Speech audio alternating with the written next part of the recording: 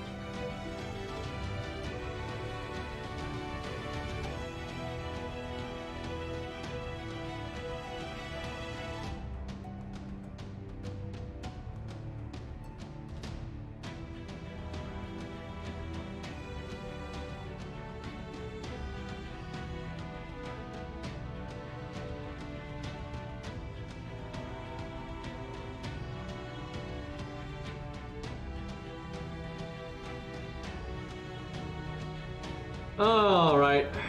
What is up, you bastards? Let's get back to the LOSTBELT 7 here.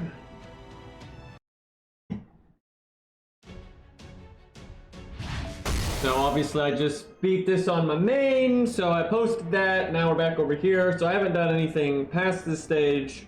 Unfortunately, right before the stream, somebody spoiled. Man, okay, so I've been working really hard to not get spoiled on anything. I haven't watched any FGO videos, so I don't get any recommendeds.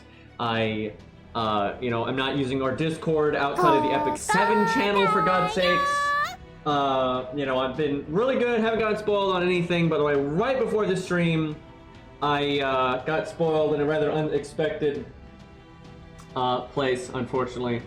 So I'm aware that what the final boss is, which kind of sucks too, because although I knew he was going to be, in LOSTBELT 7 at some point, I honestly didn't think we were going to have a boss fight with him until like 7-2 or whatever. I really didn't, so that was unfortunate. But yeah, right before the stream I got spoiled, so I didn't get any details, I didn't see what it looks like, anything. I just know that there's a fight with, it, so, yeah. But yeah, oh well. It is unfortunate though, because like I said, I truly did not think we were going to fight it in 7-1, but at least I don't know the details. Okay, so you basically just have to use Nemo here. By the way, fuck the people that said this is like free-to-play friendly. I've done this fight a lot now. This fight is not even remotely free-to-play friendly, and the only way you can do it with straight free-to-play units, if they're not grailed or any of that stuff, is if you just get lucky. I mean, that's just all there is to it. You just have to get lucky. Because the big problem is, like, if you don't have good units that are flying, right? The only free-to-play ones is Antonio and Salami, right? They're the only two. They're literally the only two. And they're not even that good for this fight. That means you have to use your support slot for Nemo, right? Which means you can't then summon something else that could really help you, right? So, like, if you could use the story support Nemo and then summon, like, an Avenger, this would actually be a really easy fight. But because you can't do that, it's, kind of a pain in the butt. But yeah, so it's not the video, but I did beat this fight with Nash, Nemo, Antonio, and Salami, which is obviously very free-to-play friendly.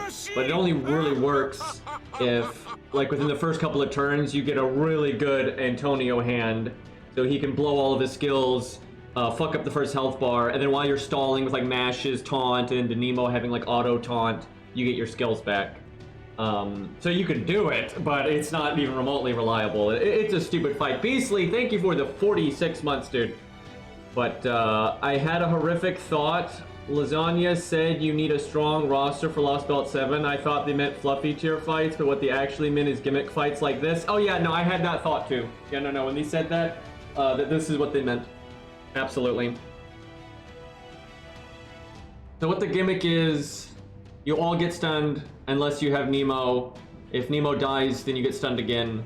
And the only other way to not get stunned is if your unit is flying. Like, we're literally in Yu-Gi-Oh! Season 1 logic. I really dislike this because it's so arbitrary, right?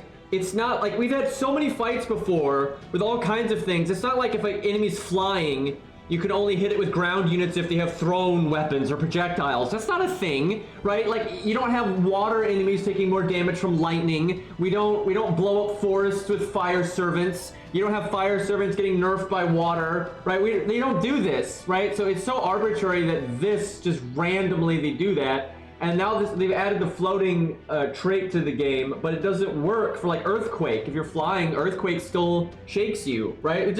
It's super arbitrary, right? There's no reason to do it here versus anywhere else. Honestly, what they should have done is just had like Nemo counteract the boss in the story segment, right? The visual novel bit. Because besides, it's nice when they have actual like visual novel fight segments, right? So they should have just done that. There was no reason to make this a gimmick. It's just crazy stupid, especially because the only two characters for free-to-play that actually have flying is Salami, who's not very good in this fight, and then Antonio, who's mid for this fight at best. And he is story locked. I mean, that's not that big of a deal. I think most people have Antonio at this point, but still, it's just kind of silly. And honestly, just for confusion, they should have just made you use Nemo. Nemo should, if they're gonna, they shouldn't do that because they shouldn't make a gimmick like this. But if you are gonna do a gimmick like this, they should just force you to use Nemo. And everyone that was saying like if you can read JP, it's fine. I looked through the story, and the story segments, they do hint at you need some kind of, you know, puzzle solving, right? But they don't tell you anything about like needing flying, and it's not like floating has ever been a trait before. And this is like the problem with a lot of JP devs. It's like this is really hard to explain, but I've seen this from JP devs, like fighting games and all kinds of stuff. They just have this really like Puritan mindset where they think the player is like not looking shit up and like doesn't know about traits at all. They think we're all like, we just don't know what Mozart's first skill does, and we just think it's some vague amount of art up, instead of the fact that we actually know it's 44% art up. And like I've seen like Japanese devs on the inside talk about this, how like a lot of like fighting game devs don't want to like openly talk about frame data because they want to act like that doesn't exist and the player base doesn't know about that, but the player base does know about that.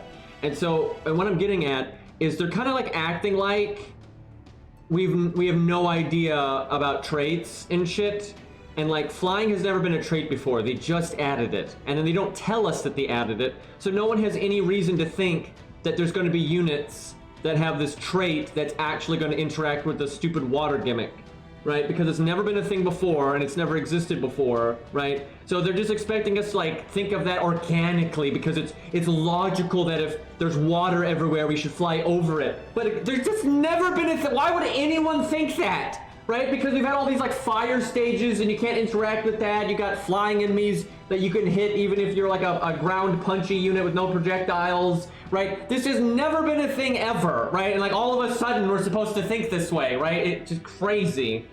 Yeah, and that's another thing, is there's a bunch of other shit that, like, you got Artoria can walk on water, you've got Canis who's blessed by Poseidon, and all this stuff, and they don't interact with the gimmick in any way, right? It's super arbitrary, and like I swear Nasu thinks he's like big braining with this, but it's just stupid. It's just super arbitrary. And if for some godforsaken reason you have to do a gimmick like this, then they should have just forced Nemo, and so then you just see what's going on, right? It's fucking stupid. Oh, and besides, Nemo's worthless here outside of what he does, right? Like the fact that because when he dies, you lose it and you start getting stunned again, right? So yeah, basically if you're going to use a non-floating unit, use them while you still got Nemo, then have a floating unit at the end. But I did test it. You can win with Mash, Nemo, Antonio, Salami. You can win with that setup.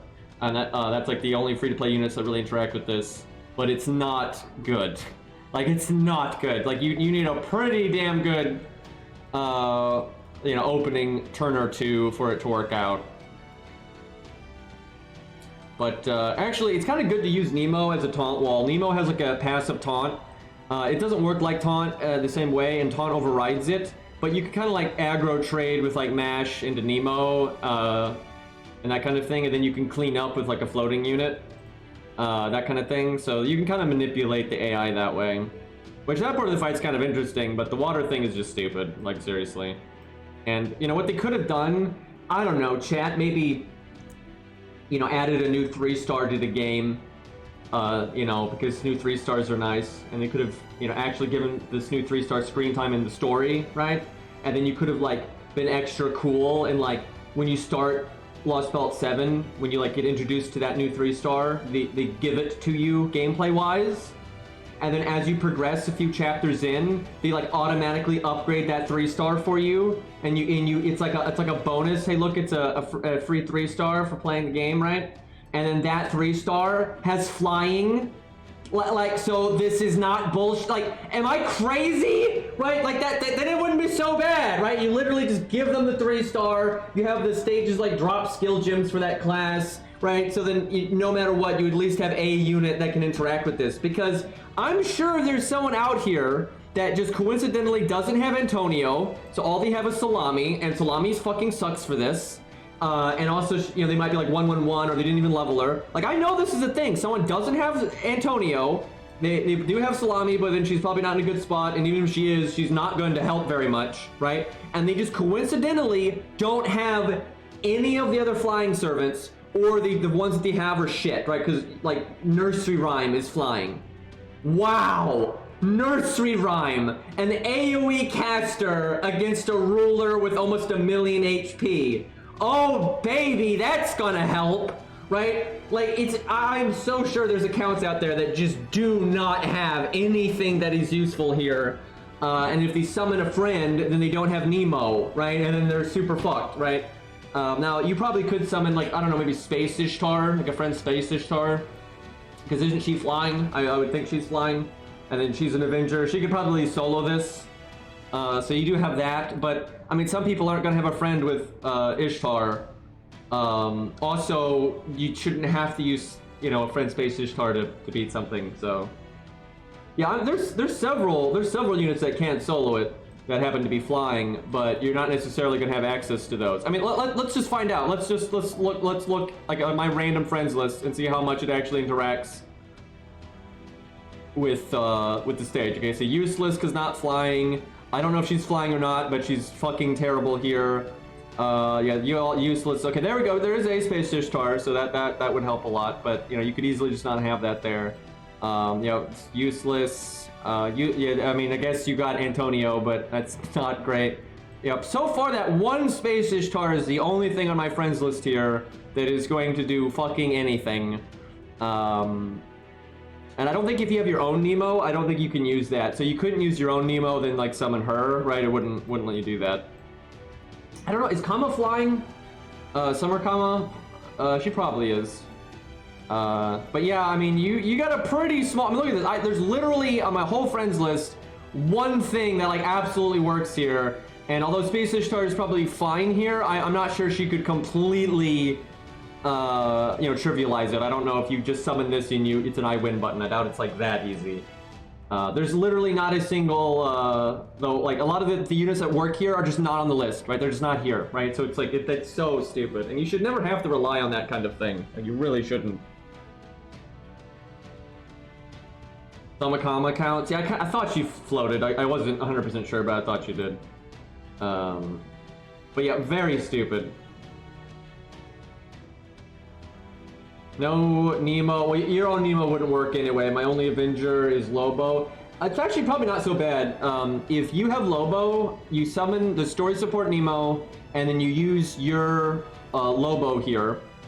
And then you have to bring Mash. You don't have a choice. So you literally have to bring Mash. But yeah, you put your Lobo here, and if you have any flying units, then you put them as backup. Because honest, Lobo will take care of this as long as he's being covered by the story support Nemo.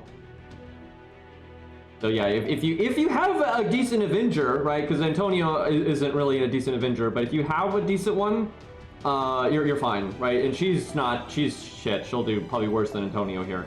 But yeah, if you've got Lobo, Jolter, and some Berserkers too, right? Like really, that's the way most people are going to be able to do this.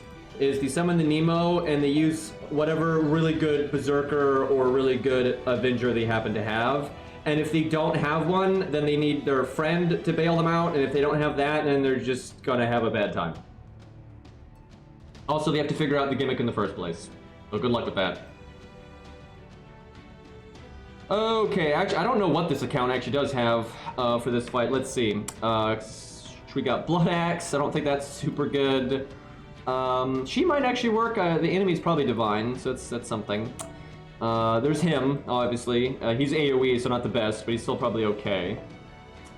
As for floating, though, this account don't have shit. It's gonna have to use Antonio for the ending. Got Jerker. I could do that. Gil can float canonically, but he doesn't have the trait, so he doesn't counter it, which is kind of silly because not only can Gil fly, and they've confirmed this, Gil has a Noble Phantasm that allows him to fly. No. That's been, like, they've confirmed that multiple times. Even in Fate Strange Fake. And he's got a ship. He's got the spaceship and the airship, and he surely has subs and boats and everything else.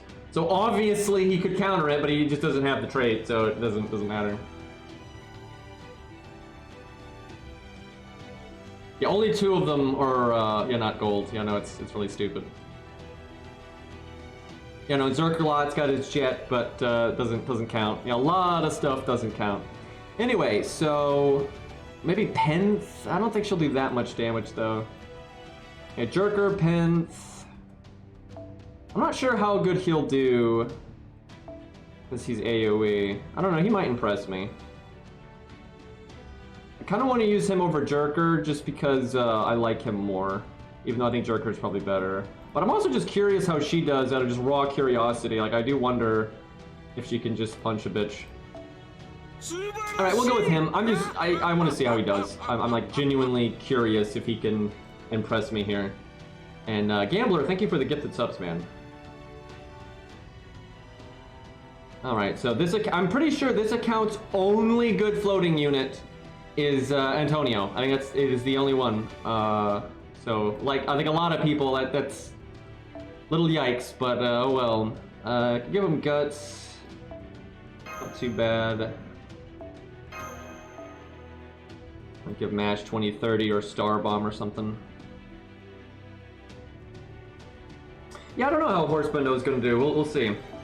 Kind of curious. Could do Anniversary Blonde. That seems... No, we should probably not do that because he's got a quick NP. But, I mean, fuck the NP.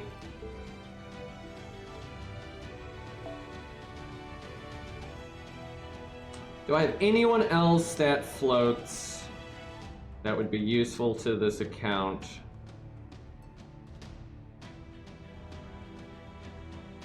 You know, Gil doesn't count. You know, we just went over that. He should, but he doesn't.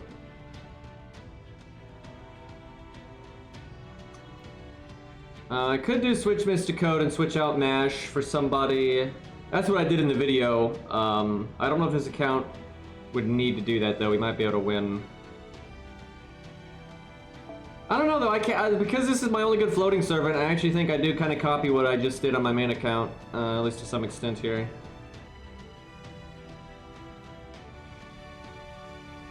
I always hate doing what I did on my main, on my ult, like... But my account has so few options, and so I just coincidentally don't have a lot of good stuff for this fight, so... Kind of just is what it is. Where is... Okay, there we go. I don't know, though. I don't know if Switch is actually good.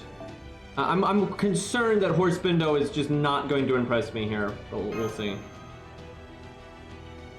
Lost Belt 7's okay. I certainly like it more than Lost Belt 6. This fight is outrageously bad, but, I mean, it's kind of front-loaded. I actually feel like kind of opposite. Like, the very first stage is fun, the King Protea fight's pretty fun, and then it kind of just fades off into obscurity and nothing really happens, but it's alright.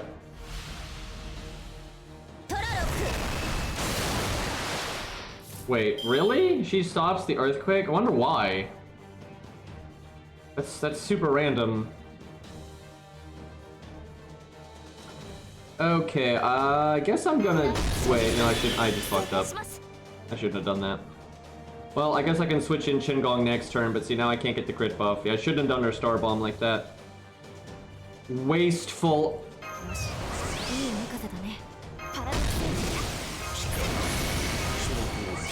I could go ahead and use his evade. Although I probably should have saved that Star Absorb. Alright, well let's see what his damage is like.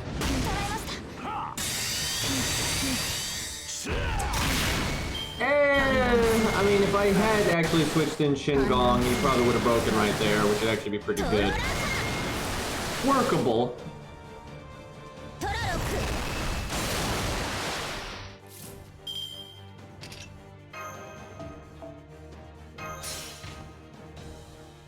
Now, this turn is not as good because I kind of fucked up, but I could have already broken. I want the other Star Bomb, I guess. Although I could have done, no, I shouldn't have done that. I could have done the quick to get a Rainbow Chain. Whoops.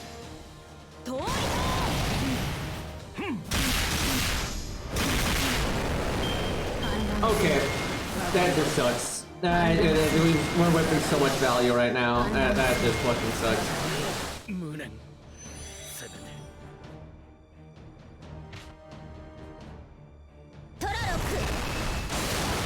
Wait, Vlad stopped the earthquake? Why? Wait, did they, by the way, did they think that was clever? Did they think that, like, people were even gonna notice that? And that makes this water thing reasonable because they did that earlier? God, Lost is so right that that's what the devs were talking about, by the way. That is so stupid. I absolutely hate that. At least with the earthquake, though, like, earthquake was so much less stupid because you could, first off, just brute force it. I don't know what the fuck I just said. But also you could just solo and not, like, there was multiple ways to work around the earthquake that didn't involve, like, such an arbitrary thing.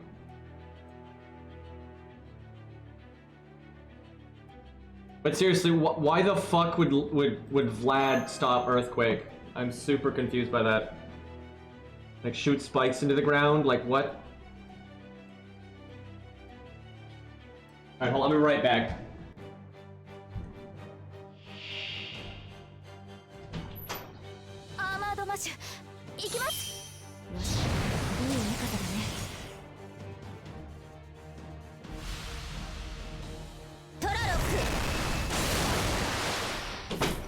Alright. Alright, chat. Hit me with why does Vlad stop the earthquake? I'm not getting this.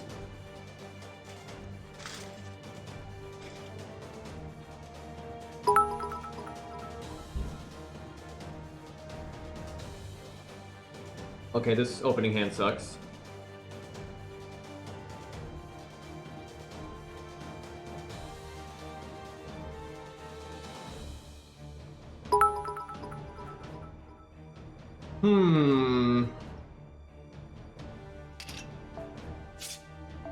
Gonna fish for a good hand, because I don't think Horse Bendo is good enough to do this unless you get a good opening.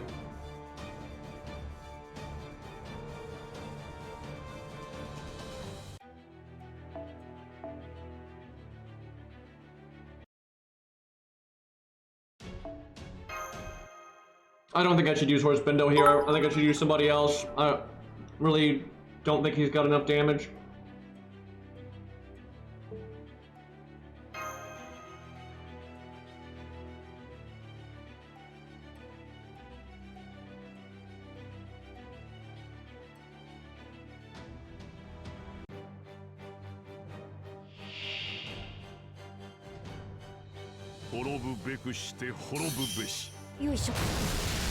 I wonder if they're going to retroactively apply that to Babylonia.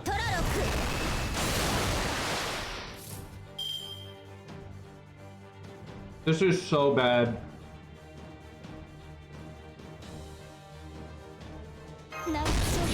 Like, not a single card.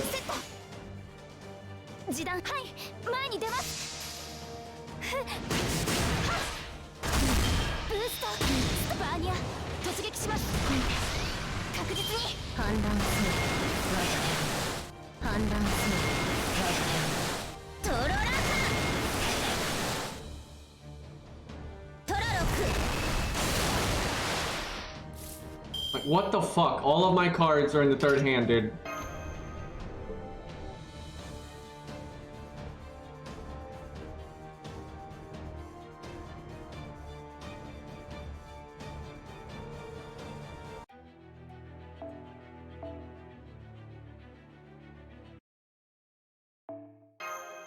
Oh, this fight is so stupid.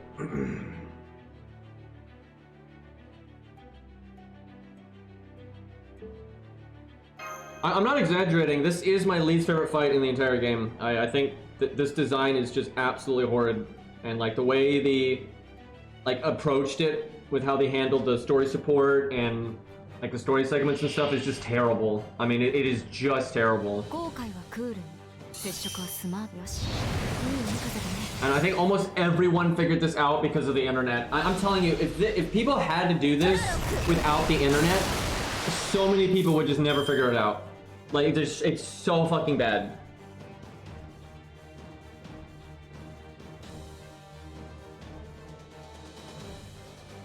How do I just keep getting hands like this?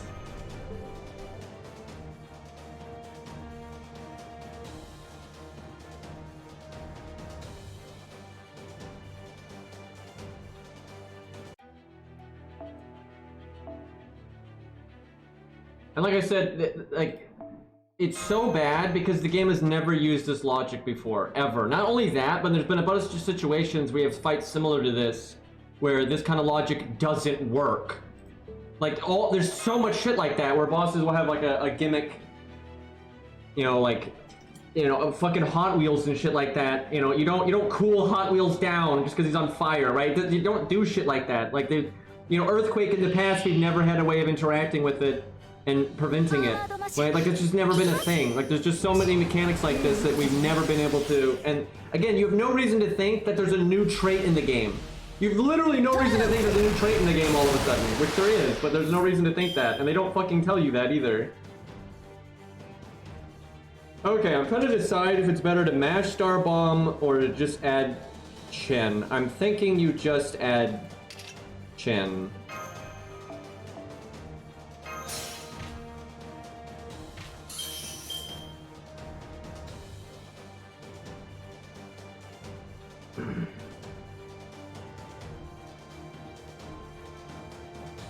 Hey, Zerp. Guess I fire everything here. I could save the Star Absorb, but we'll save this one right here. The extra Star Bomb.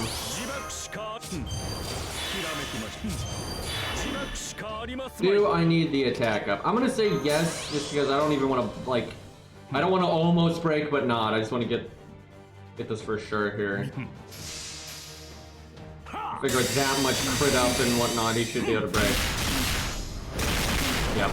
Okay, we probably didn't need the attack up because we overkilled a chunk there with that Buster card. A pretty good chunk, I think. And then we whiffed the entire extra attack, but I probably didn't need to do that.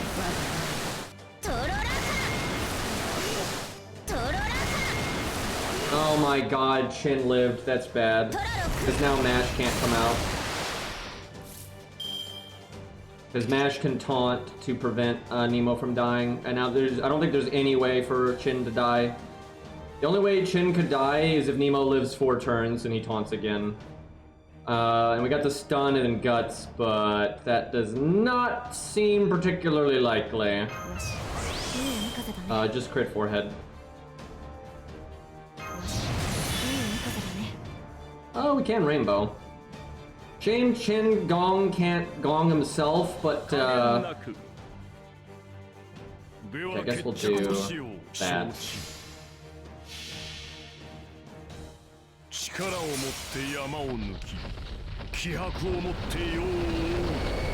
she doesn't do her NP here, she does her extra attack. Fun fact, not a single new character does their NP in Lost Belt 7. We have not, like, in all of Lost Belt 7, we haven't seen a single new NP.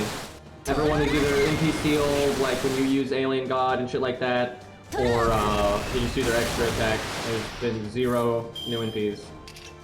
Like, there's been some NPs lore-wise, like, Kodamine does his NP to smack the mask and stuff like that. But, yeah, aside from that, nothing.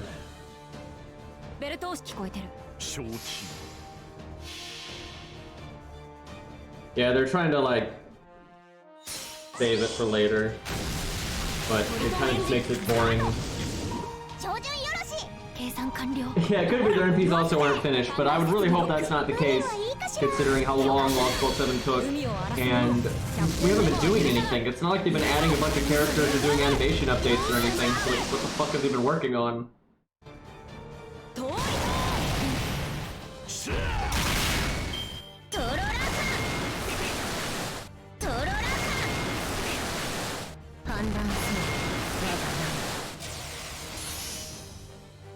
Well, I think Chen Gong is going to be just slightly too late, which is going to make us fail. Because Mash won't be able to cast any skills, because Nemo's going to die, so I think we're going to lose here. Also, we're just doing absolutely no damage right now. They're healing more than about the same that we're doing.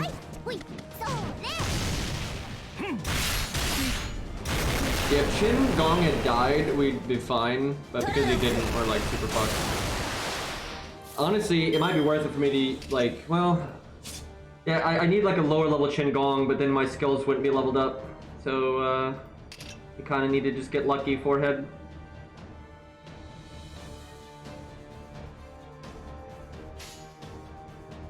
The NP is actually random, though. The NP is the only thing that doesn't always target Nemo.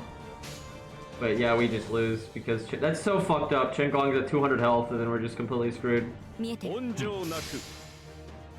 Honestly, the fate of what I'm dealing with here is what most accounts are going to have to deal with, especially if they're free to play or not like really developed accounts. Like any servant that can really make this fight a lot easier, you're not really likely to have them, so this is really likely you're going to end up in situations like this.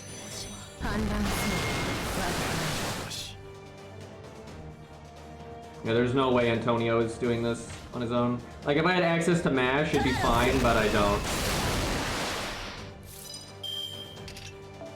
Yeah, I can't even do anything this turn. Great mechanic.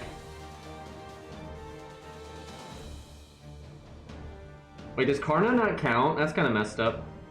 There's quite a few things that should count that don't, but, you know, welcome to bad game design.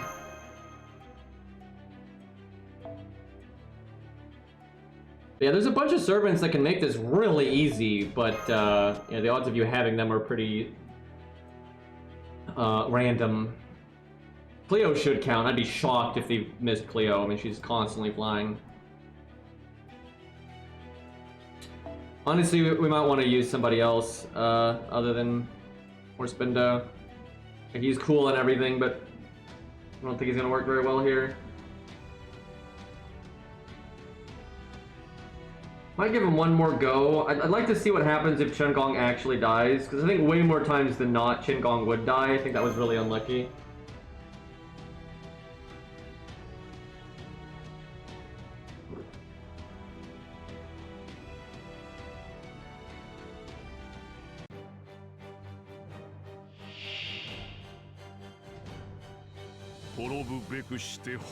Nope, pirates don't get nothing, which makes no sense, right? Like, because if Nemo's immune to it, because he's got a submarine, then all the ship pirates and stuff should obviously be immune to it too, but they don't.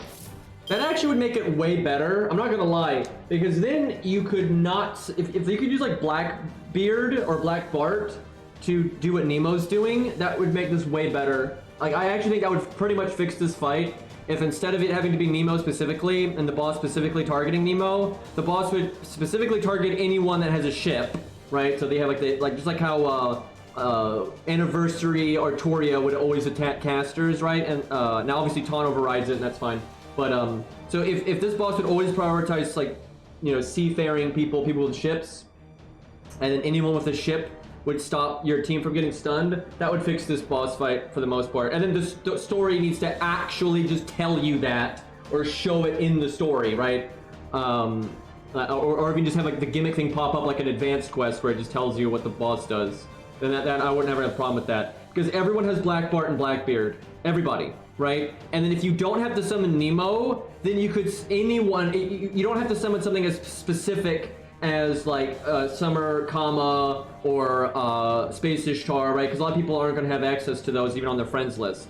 Where if you could use your own Blackbeard or Black Bart for what Nemo's doing, you could summon literally any good Berserker or any good Avenger, right? It could be anything from Jolter to Morgan to Gajuna, you know, like your options are huge. So then it's way more reasonable. And that also would just make more sense if the other, you know, ships and stuff actually worked.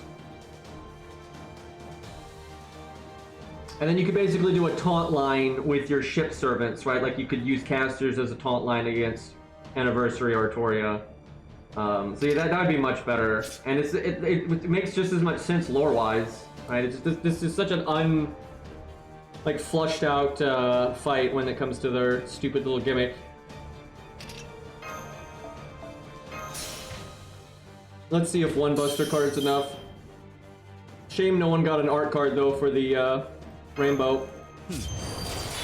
So I could obviously not do Chin Gong's second skill. The reason I'm doing that though is so Nemo will have it next turn, so Nemo's less likely to explode. But I might have to not do that depending on how reliable or unreliable this is.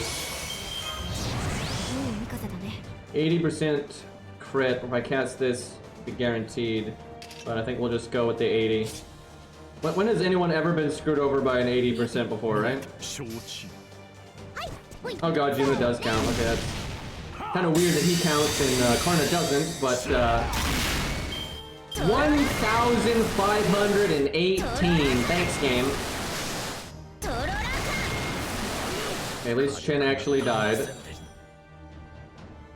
That sucks because now I'm gonna whiff these stars. Yeah, honestly, I don't think we can recover from that. Like, because now I only have one Buster card left. Nani? Like, are you fucking kidding me? Wait,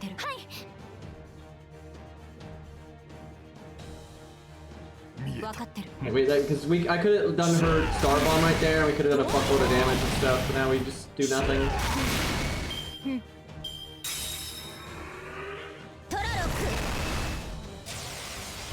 Debuff immunity doesn't work. You can't stop the stun or remove it. It's like a special gimmick. Which is also stupid. If they didn't do that, it also wouldn't be so bad.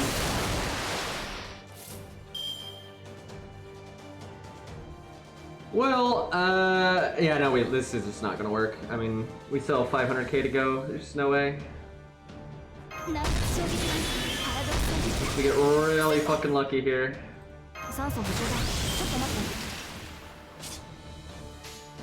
Our damage has fallen off like a rock here.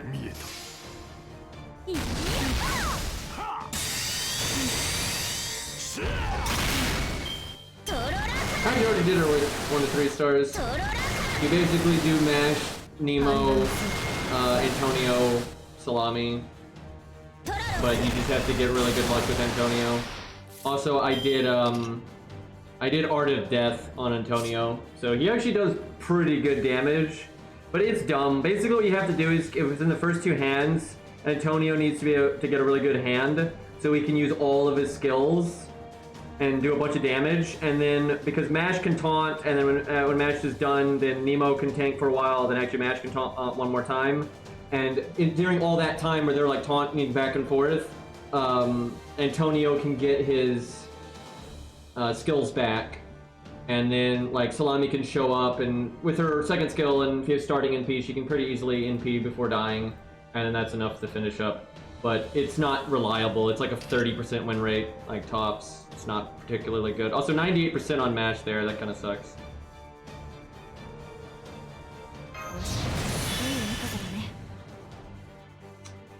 I kind of want to save his NP to make him Brave Chain. It's not really going to do a lot of damage here, so I don't think it's worth it.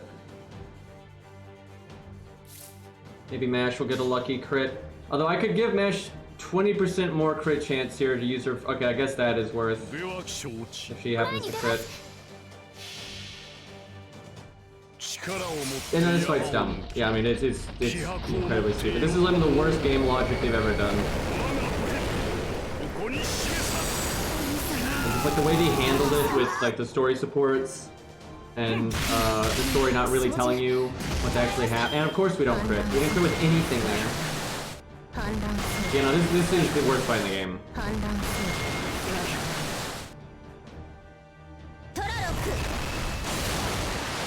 It's designed so badly. Like I'd rather fight a fight that's harder, but like just, you know, works like a regular fucking fight. And it's just so easy for an account not to have any fucking characters that are useful here. It is just so easy for that to happen. And like this is why I like Arc Knight so much better when it comes to stage design, because Arc Knight actually plays their own video game and makes sure every fight is reasonable free to play. And it shows, because all of their stages are always reasonable to be done free to play. They can be very difficult, you have to figure it out and do a lot of thinking and stuff, but it's always doable. FGO is just frequently making fights where the only way you could possibly do it free to play is like with bullshit. Like just utter bullshit. And like they've been getting so bad about that lately. The last like 2 years of FGO has just been full of so much content that is absolutely not reasonable. If you have like an unlucky account or just a low star account or you're new or whatever. And then people on the internet are always acting like that's not the case because some guy on YouTube did it. But then never mind that guy on YouTube had to do it for like a month or had to get insane RNG or is using fucking Poster Girl or, you know, just sat there doing it nonstop until he got miracle RNG, right? Like that, there's so many fights like that. Where it's like you have to either rely on like having the right stuff yourself. Like in this case, you need to have some okay units yourself so you don't have to summon Nemo. So then you could like summon, you know, a friend. But then like, again, your friend has to have a very specific unit to be able to just carry you. And you shouldn't have to, you should never have to summon a friend support to carry you in a boss fight. Ever. You should never have to do that. But there are so many accounts that are just gonna have no way of doing this fight. Unless they summon like, you know, Summer Kama or, you know, some of the other, you know, floating Avengers / Berserkers. And like, that's stupid. I mean, that is just fucking stupid.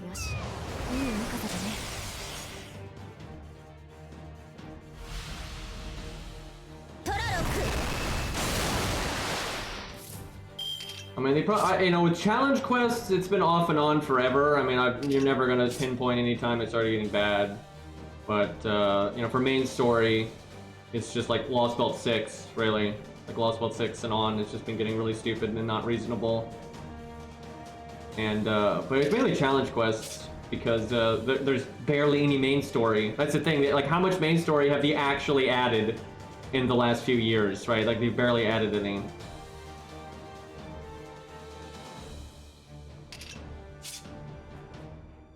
Demeter's fine. It's shocking to me how many people act like Demeter's bad when, unlike, you know, Fluffy and some of the other fights out there, Demeter can be done with a trillion different free-to-play setups, and there's no RNG in that fight. Demeter was one of the last good, like, fights they did, because objectively, it has the least RNG out of any major boss fight they've ever done.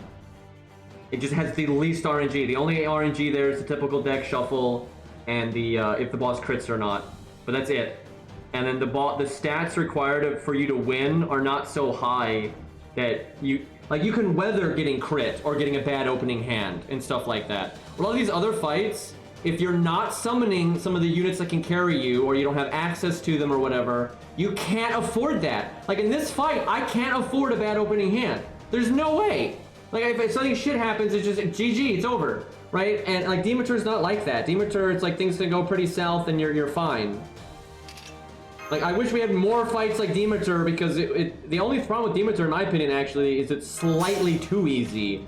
Like, the amount of health she has isn't quite high enough to, like, really push you, even if you are going, like, super free-to-play. That's, like, my only issue with it, is, like, you can actually kind of be lax on your setup, and it'll work out anyway.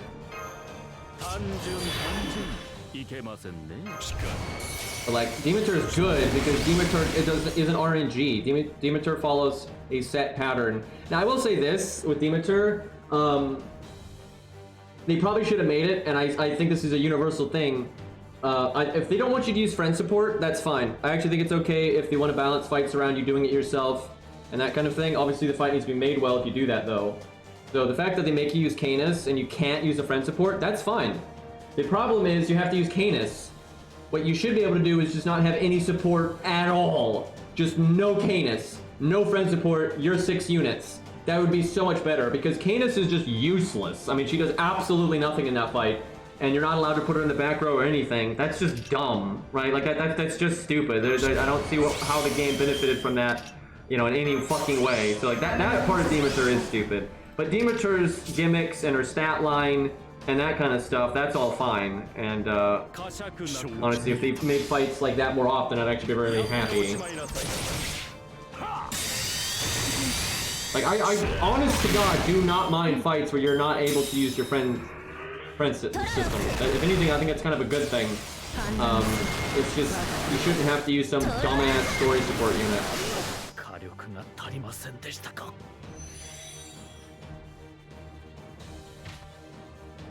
Okay, at least we actually broke that time.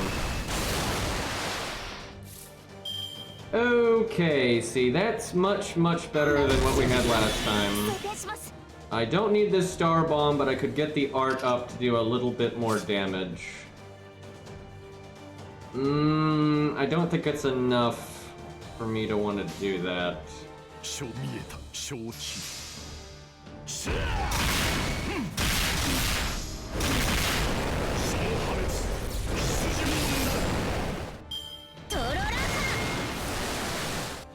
But from a pure practicality standpoint, if you just want to get through this fight, just try to find someone on your friends list that has one of the Avengers or Berserkers that can shit stomp this, that's floating. And if no one's got one slotted, try to ask your friends if they can slot them, right? And if you just can't get that, then you're gonna have to, you know, try harder with your own units and stuff. But, you know, not Jolter. No, Jolter's bad. Actually, Jolter's fine if you have Jolter. If you have Jolter, and then you summon the Nemo, then you're good to go, right? But yeah, if you don't have it, you do not want to summon something that doesn't have floating. It's just going to be completely useless. I might have Nemo face tank once, so Mash can use her Buster card. I mean, it's unlikely that Mash gets one shot.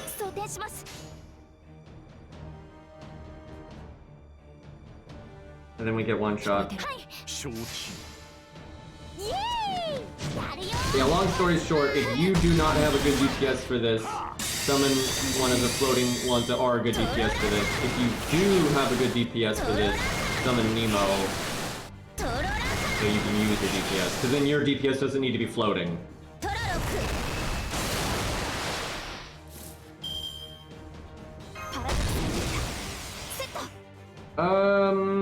Let's see. It's not that good to do the star bomb here.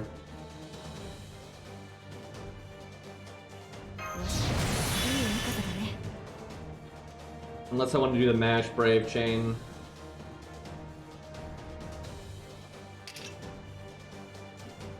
Well, let's see, maybe we'll get lucky with the Star Absorb. Not really.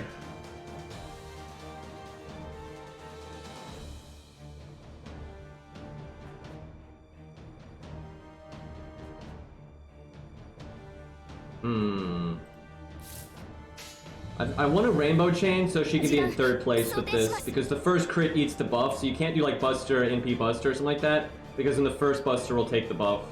So, we will do that. We'll kind of waste the art up, but the stars just didn't go where I wanted them to, so it won't work.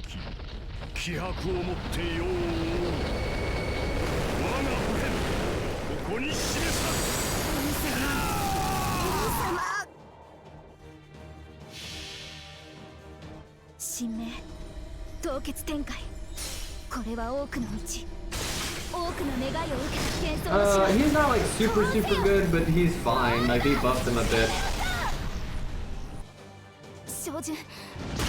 You know, he's certainly not one of the crazy strong berserkers, but like he's alright. He's definitely better than the free-to-play berserkers. So he's at least that, right? Like he's no Raiko, Gajuna, Morgan. You know, he's not like that level, but. Man, we're just doing nothing. I mean, the heal is outpacing us for the most part. We've got no gas at the end here. Yeah, I mean, like, his kind of meh-ness is showing in this fight. Like, he really just doesn't have enough gas to do jack shit at the end here.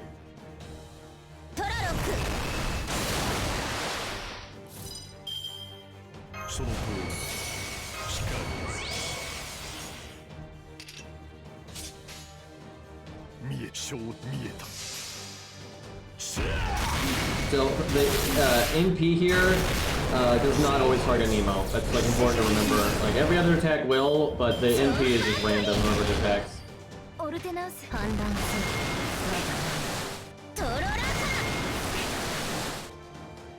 I'm not sure we've done enough for Antonio to finish it off. We'll see. Yeah, Brisbane really did nothing this whole time.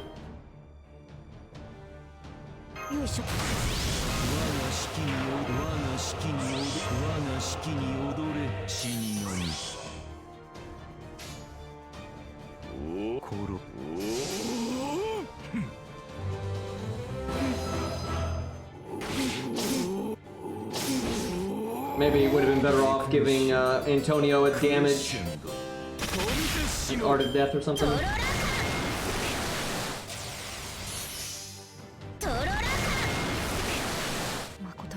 Well, we fucked now, because he's going to take all the cards, most likely, and he's still stunned, so... I knew that was going to happen. Like, I just knew that was going to happen. Yeah, I think we lose. Yeah, Horse Bindo is just not good enough to do this.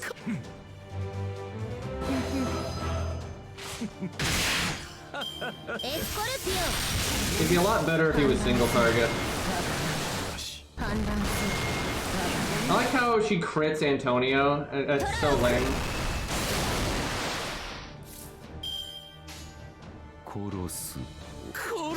Maybe we can win here. Maybe. It's gonna be really close. We really needed to crit with either one of those.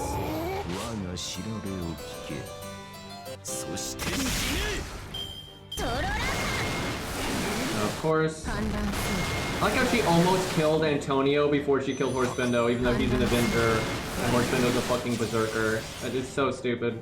Yeah, if we didn't have Guts already gone off, actually we would win, because then we would get 2 turns to beat on the boss, and that'd probably be enough, but now we only get 1, and I don't think that's gonna be enough. That's just shitty luck, dude. But like the thing is, that's the whole point. It's like you shouldn't have to be pushing it on value so much that bad luck like that makes you lose. But that's like all of the time these days with most boss fights. Like if you're not using really strong setups, you're almost always having to push it on value, and you can't weather something bad happening. But something bad almost is always going to happen. Oh, that was abnormally stupid. I'm not gonna lie.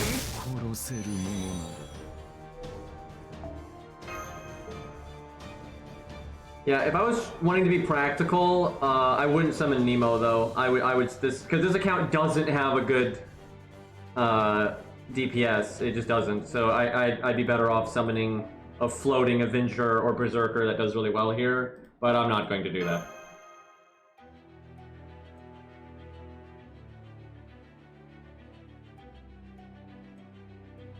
Honestly though, I'm not sure if Jerker would be better than Horse Bindo. Her NP would be way better, but like her stats are actually a good bit lower than his. Well, actually not really. He doesn't have as much normal card damage though, but she has more NP damage. I feel like they're pretty comparable to each other.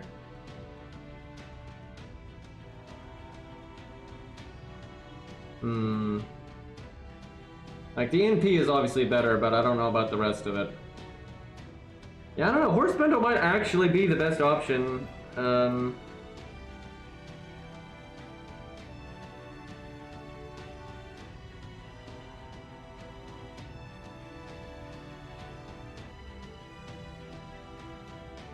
I mean, it's Horse Bendo, Jerker. Yeah, that's pretty much the only options. You could do, though, like Jerker, and then instead of Chin, you do Penth, but then you start tanking with Nemo immediately. The thing is, Jerker just objectively will struggle more at the first health bar, but then she'd be a little bit better for the second health bar. But, like, she's objectively worse for the first one, and by quite a lot. You'd have to get 2 Buster cards on the opening hand.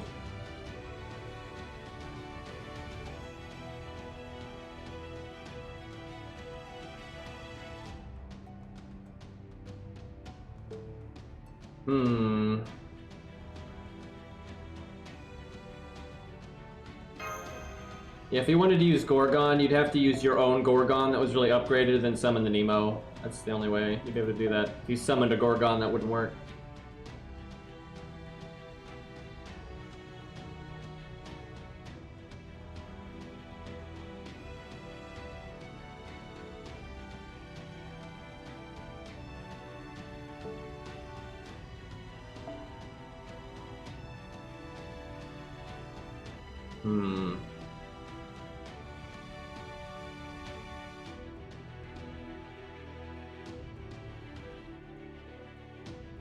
Honestly, I don't think this account has a way to do this without summoning a unit to carry them. Like, I mean, I can, but I need good RNG. I don't think there's any way to do it, like, smoothly. Like, I doubt it. Like, there's ways for this account to beat it, absolutely, but it's all going to be rather RNG based.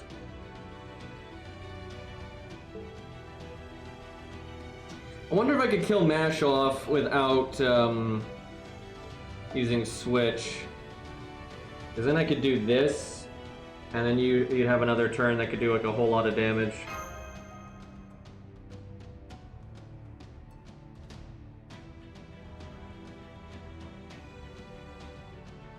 Debuff immunity doesn't work here. I don't know why so many people, like, I've explained this gimmick so many times, and it's like if all these things chat thinks worked, obviously this fight wouldn't be annoying.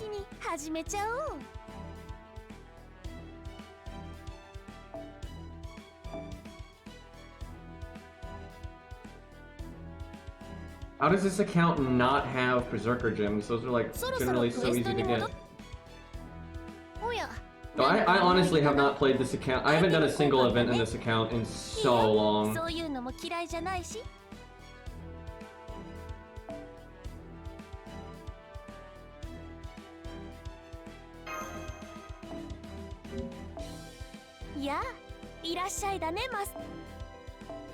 I don't even want to use Jerker here, though. I'd much rather use Horse Bendo.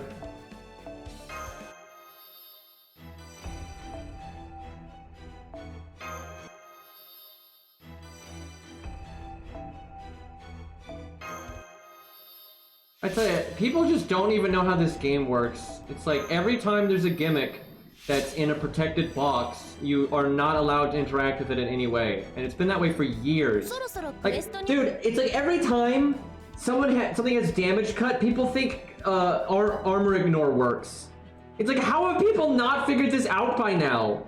And it's like anytime like a boss does charm, stun, sleep, or whatever, and it's one of those little boxes, it doesn't matter if you're charm immune, it doesn't matter if you have debuff immune, it doesn't work. And it's been like that for years. And like every time there's a fight that uses any of this stuff, people always think that stuff works. It's crazy. Like, people are not paying attention to the game as they go, apparently.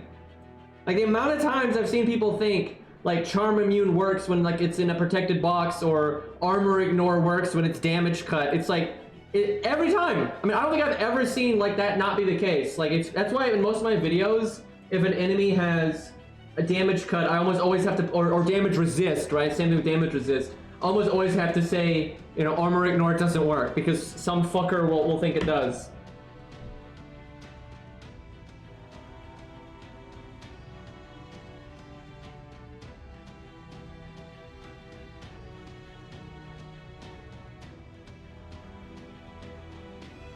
I feel like Mash is just not gonna die. I do it this way. Just using the switch kind of sucks here.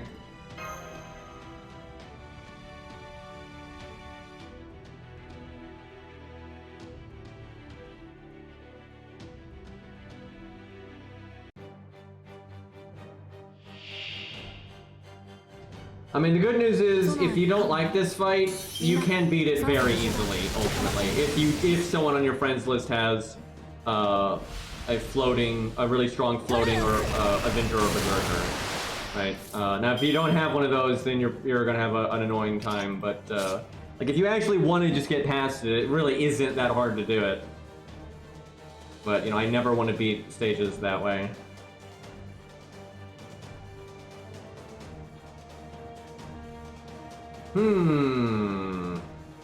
Right, she also doesn't have a star absorb. We might have to use Nemo's thing here. Yeah. Berserker life on that one.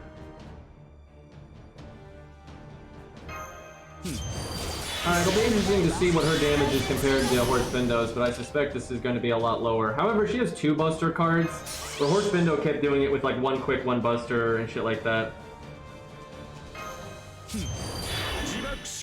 So it'll be interesting. And I guess we get the Buster. This isn't even really fair though, because like, this is a really lucky start because you get the Buster chain. If Horse Bindo got a hand like this, he could have saved some of the buffs, most likely. It looks like, wow. Okay, that shows how much worse she is. Because that's a better hand than Horse Bindo like ever had there. And she didn't even break it. So, yeah, that's pretty bad. The only way she could have done better is if she got a triple Buster of her own, or she had gotten like Buster Art Buster of her own. Like, and those probably would have broken, but that's really unlikely. No point in star bombing here because Mash didn't get a card. Yeah, I mean, she's not gonna break, like not even close.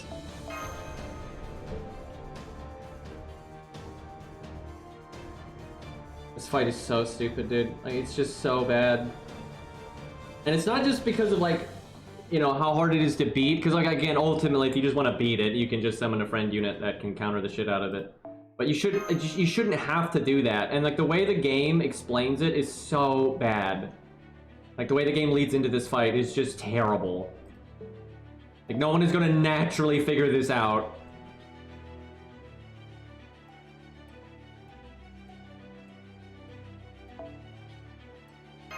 Yeah, really, I just have to get lucky. Like I literally just have to get lucky, or I have to summon a stronger unit for my friends list, which I'm not going to do that one, so I have to get lucky.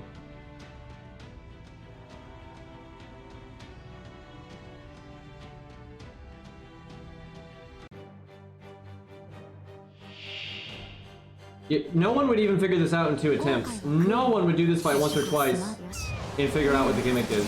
Because again, there's been so many fights in the past where this kind of logic has not applied.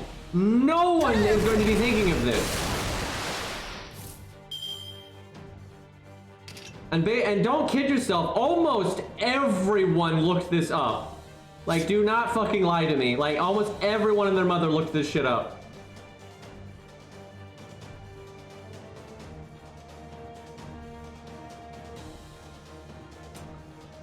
Pretty sure we just lose when this happens.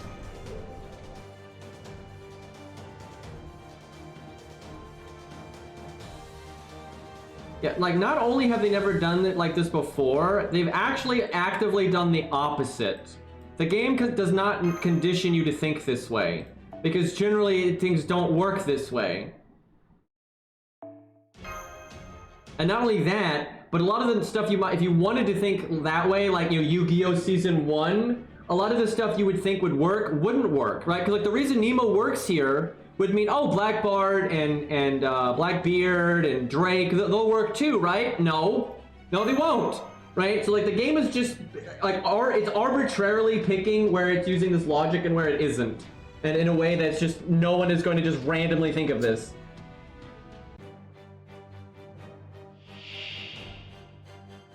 Also, like, you could have Antonio in stage 1 or 2, and he's not floating.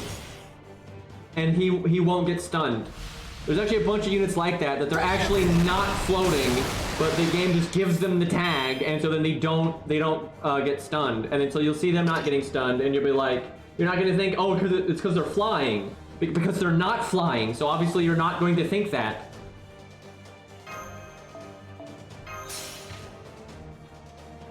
But I'm convinced this was Nasu's idea, because this is the kind of logic and like this kind of like half-ass logic he's used for so many things before. Like the reason not to translate Tsukihime.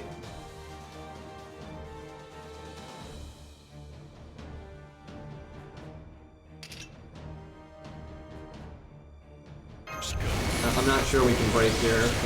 We have a buster chain. Actually, no, we don't. Which is weird. Normally, if you switch like that, it'll match the cards as best as it can. So it should have given me 1 Shin-Gong. I wonder if they've changed that. But yeah, normally you would, if Mash had a buster card and you switch, the other unit would have at least 1 buster card. So I'm actually confused what happened there.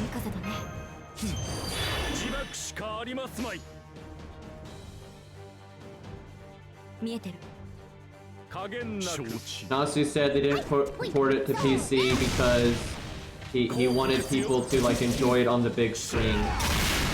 Because, you know, nobody plays a PlayStation 3 on a monitor.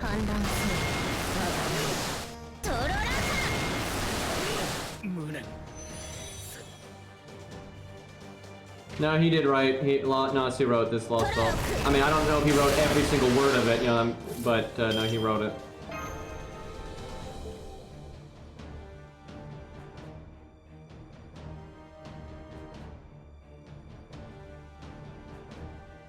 Yeah, I know, it's on Switch. I know. Yeah, I know. Like, there's a lot of holes in Nasu's comment. I'm aware of this. That's my point. Like, it's just arbitrary bullshit. Like, the actual reason is because Japan is idiots and they think PC pirating is going to lose them money. Because, you know, not putting it on PC at all makes you money, right, guys? Like, that's how this works.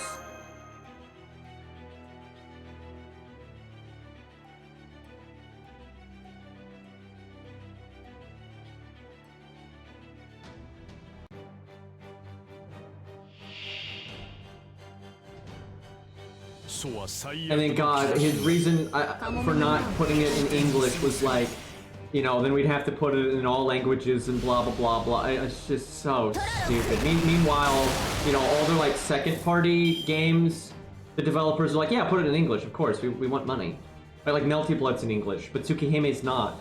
Right, it's just fucking stupid, right? I mean, Type Moon is a really stupid company. I'm just gonna say it. They have horrible business sense and they have no idea what they're talking about. Like, they are fucking idiots. So, I think I have to switch Nemo out for Shin-Gong, and then have Shin-Gong die, and then hope that means Nemo comes back in time, because there's no way we're breaking with just 1 Horse Bendo card. Like, we've already seen that. That just doesn't work.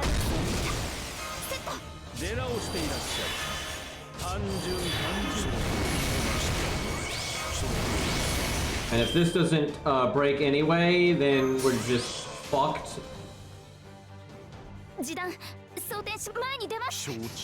But, you know, I gotta try my best here. This is definitely my best chance at breaking, is doing what I just did. And it's not enough. This is so dumb, dude. And there's no way this account can do this without this kind of RNG. There's no servant that I have. There's no way.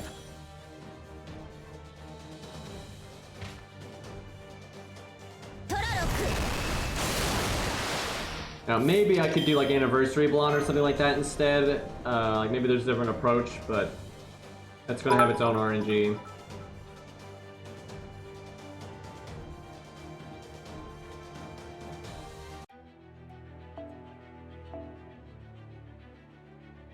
I just like how Nemo works, but like all the other water characters don't. That's what really pisses me off.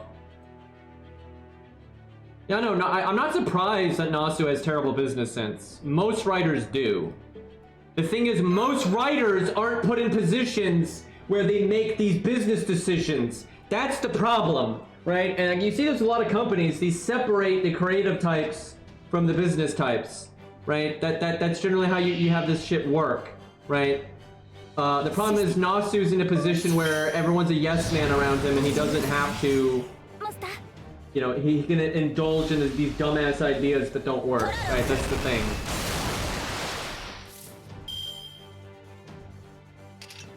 I just love how this account just has to sit here resetting over and over again. It's either that or I have to summon someone else's servant, which I'm just absolutely not doing.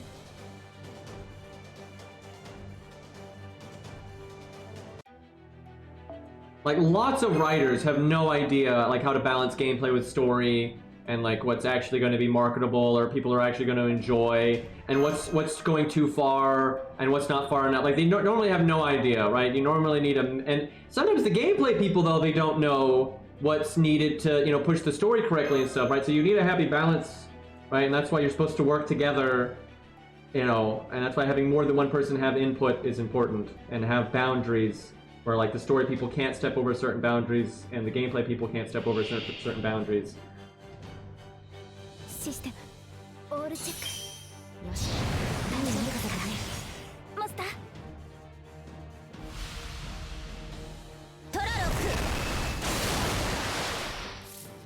Also, I would just kill for FGO to give you at least one mulligan.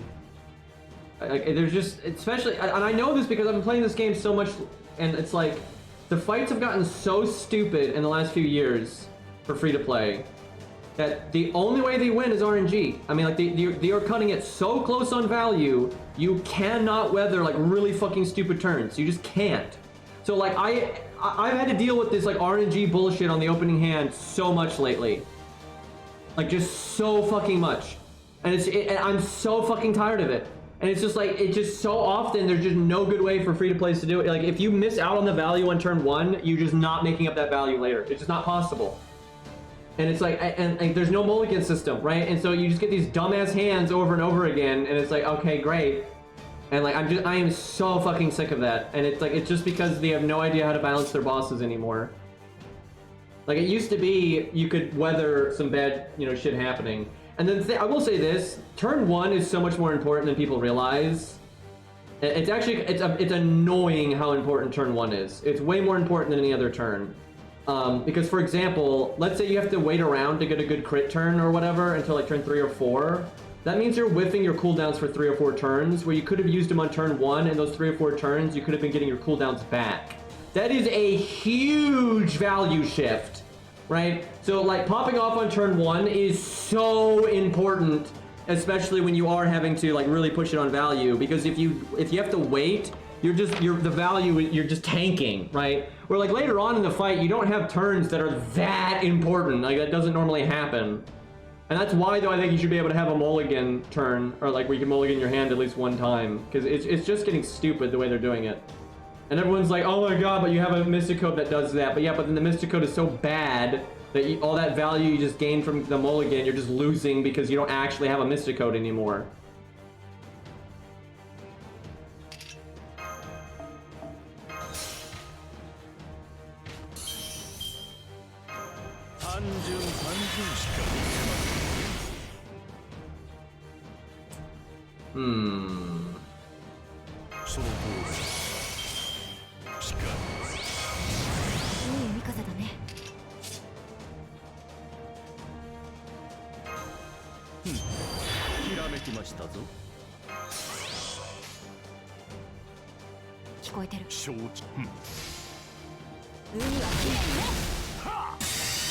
They do not test their stuff with 1 to 3 stars.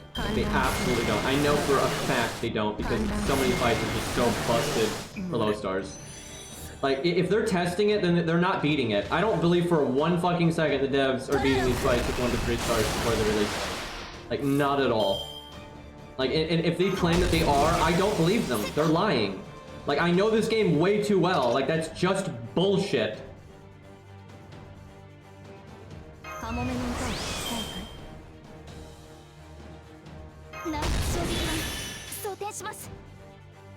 I know, it's like, look at how badly they buff Jekyll. It just shows, like, such a fundamental misunderstanding of how that unit even plays. Like, they have no idea what they're doing. Because the thing is, when Arknight's dev said that they test stuff before they release it with free-to-play to make sure it's possible, I believe them. Because the proof's in the pudding. When they put shit out, it's like, there's been a couple of missteps with Arc Knights. It's not like every stage they've ever made is perfect. Like, they've made 1 or 2 stages that is stupid. And normally, though, I think the few times Arc Knights really screws the pooch and they make a stage that's really stupid for free-to-play, it's not because they didn't test it. It's because, like, and this is hard for devs to get out of their own head, right? Like, whenever the devs make the stage and they go to test it, they obviously know exactly what the stage is about. Like, they design the stages with, like, a pace in mind, right? Like, okay, you stall here, then you go fast here, then you do this here, then you distract here, right? They already know that stuff. You know, it's intuitive to them because they designed the goddamn stage. So, although they may, you know, beat the stage with the free-to-play setup, they may not realize how unintuitive the stage actually appears to people playing it naturally, right? So there's been a couple of stages in Arc Knights where I think they really missed the ball on that one. But no, I'd say like 95% of the stages though in Arc Knights are totally fine. And you know, you can tell that he balanced it well and, you know, it's all's good. But, let's see, if I want a rainbow chain, I'd have to NP here.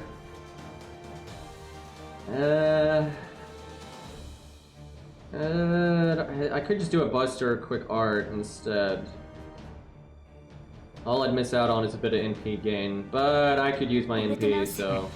But yeah, FGO on the other hand is just unbalanced garbage, and I think if they test it with anything, they're only testing it with, you know, whale nonsense.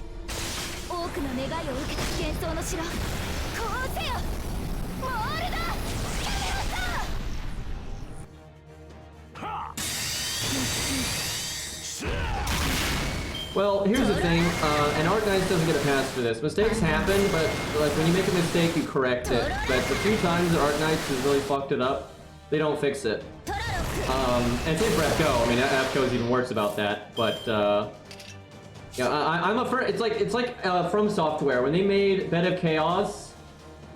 You know, they should have fixed it. You know, I can forgive them making the mistake in the first place. The real problem is they never fixed it. They just left Bed of Chaos there, and even in the remaster and all the patches and stuff, they just left it there. Like it's acceptable. It's not acceptable. Also, I like how all the damage I did just got healed back. Yeah, Horse Bindo just is not very good here because he does an insane amount of damage up front, then he basically does nothing.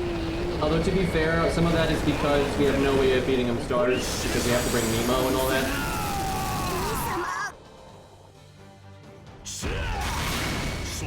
But because he never clicks again, his damage just falls off like off of a cliff. I mean, this boss and Bed of Chaos are so apples and oranges, but they're both outrageous. I mean, they're both just terrible. They're both like they're both really good like examples of bad game design. You know, this game does a really bad job of like showing you what you're supposed to do leading up to this and explaining it. And then also giving you the tools in a way that are natural and reasonable. The game does a terrible job of that. And then Bed of Chaos is, you know, same thing. I mean, the game is, it's so counterintuitive, it's so badly designed, you have no idea where the floor is going to fall out underneath you, you have no way of knowing, it's just trial and error nonsense. I mean, both of those fights are just terrible. I mean, they're just absolutely terrible. Like, they're disgraceful boss design.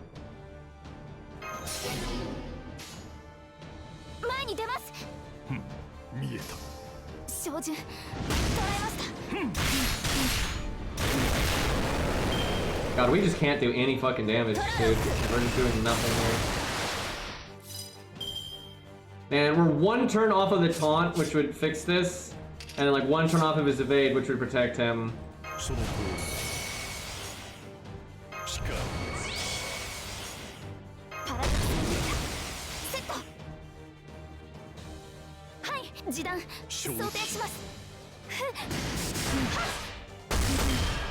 Dude, this account just does not have a way of doing this if I don't summon a friend. Like, this is so RNG.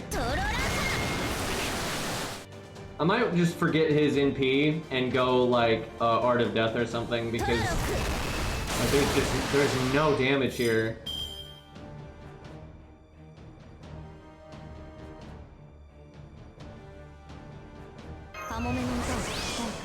And also, like this happened last time, like on this turn where Nemo's about to die and the deck shuffles, Nemo takes all the cards, so you basically have a dead turn.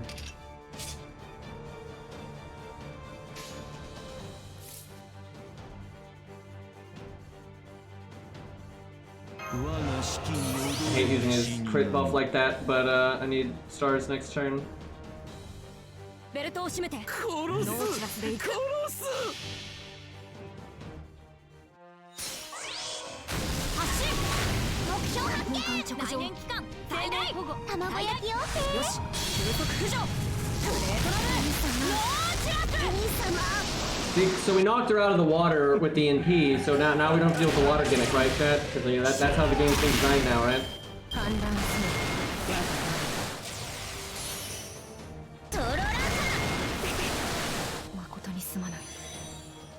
And now we're fucked.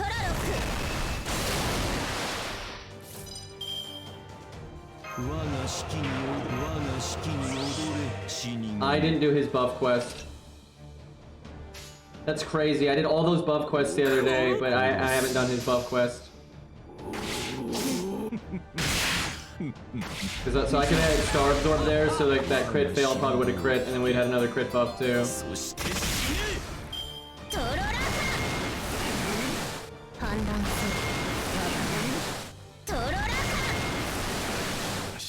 I swear she's gonna do it again, like she did last time.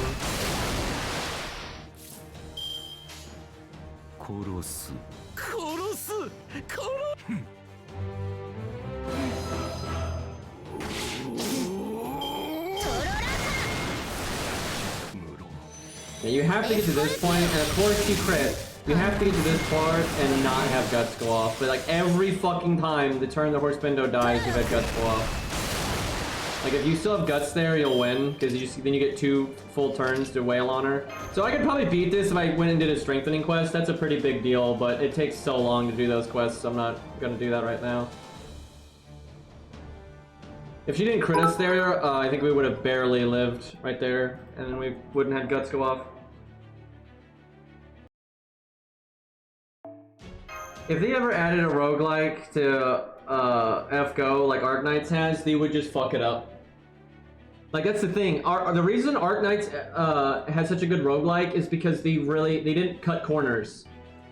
Like they didn't cut corners at all. Right? They went way above and beyond and really flushed it out and really took time with it and really made it something, right? Look at everything FGO does ever. Like they can't be bothered to make NP cut-ins match each ascension stage of a new servant, so they just force them into the same stage for their NP all the time. Right? And look at all the like stupid gimmicks they do for events like imaginary round and stuff. They're so shallow. They are so fucking shallow. Like FGO always cuts corners. They're always like style over substance and you know, trying to make something seem deep, but it's actually got, you know, no depth to it whatsoever. That's like all the game ever is. They're always like that. So it's like I have no faith in them, you know, taking and it's because they're greedy. You know, they don't want to take a loss for 1 month, so they make way more money down the line, right? They don't want to do that.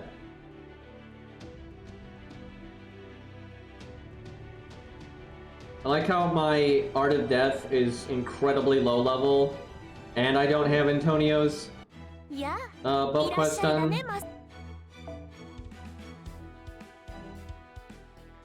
I'm surprised my Art of Death is that low, though. It's something I normally prioritize on my accounts.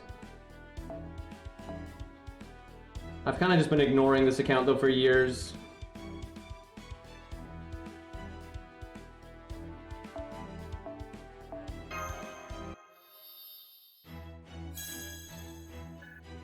Now, the Black Panther fight's ultimately really easy.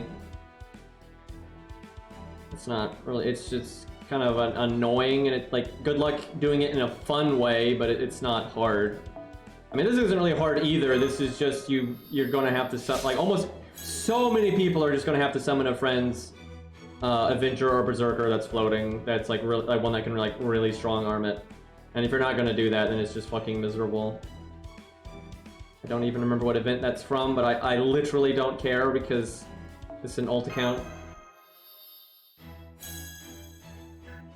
This isn't gonna do... This isn't worth... Golden Sumo's pretty much gonna do the same damage because it's level 100. Oh my god, I think I have to do Antonio's strengthening quest. Like, this account is just so not capable of doing this reasonably. Oh my god, I'm not sure I can do it. I might, like, be lacking at Bond or something. Oh my god. What the fuck is the requirement for this?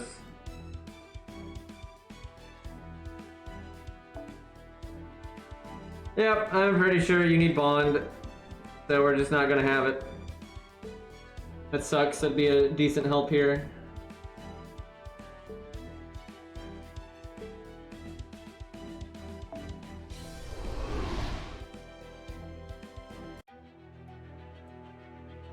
Most of the Avengers, though, that are floating, like, Antonio's pretty bad here, and, whatever her name is, she's even worse, actually. The two most free-to-play friendly Avengers are very shit here.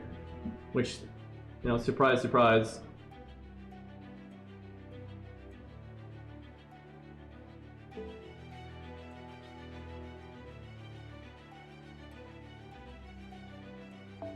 Yeah, I don't think this will actually be better because it's only 15% more damage, but you're losing like over 1,000 attack. So it might be like a tiny bit better, but not enough to make any real difference.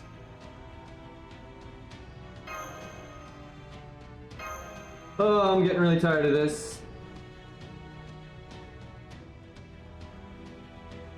But this happens all the time on this account because this account is so well, it's not unprepared, it's just you know, it's not as good as my main, and then but I still have the same philosophy as my main, where like I don't want to use OP stuff, and I don't want to summon friends to carry me and that kind of stuff.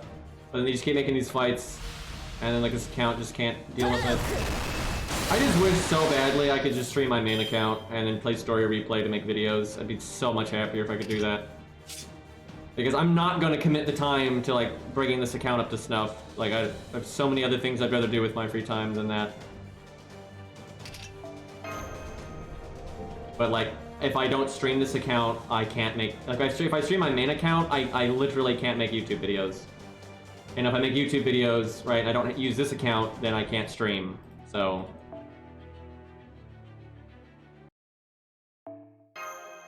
This is the only game I know of like this that doesn't have story replay. It's shockingly stupid.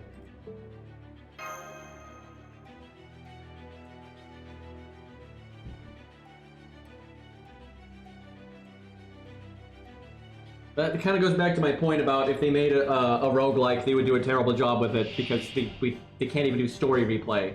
Like, how the fuck are we going to trust these people to make a good roguelike? It is frustrating, though, because all the stuff Arknights does in their roguelike would translate to FGO extremely well. And actually, I think FGO could do it better. Like, I really mean that. I think FGO could do a roguelike better than Arknights. But they're just not going to because the devs are incompetent. More like their hiring practice.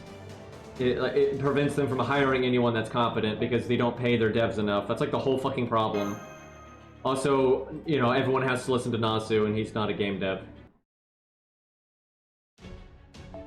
They're probably still going to do PvP, to be honest. There's just too much money in it for them not to. As badly designed as this game is, and like how bad PvP would be for it, they're probably going to do it to some extent eventually. I don't know though, with Nasu having so much creative control now, if there's one good thing to come out of that, maybe it's Nasu just saying big no to PvP. They've been hiring for years, and like they've had so many major job positions vacant for so long. Like they've been trying to hire a UI lead for years.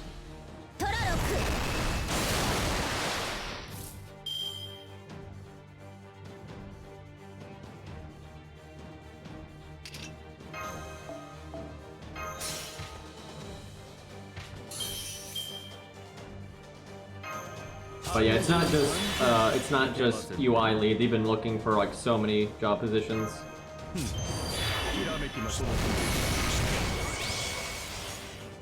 Man, I gotta do that star bomb, otherwise he's not critting. Even though you get all those stars, it's just like, no way.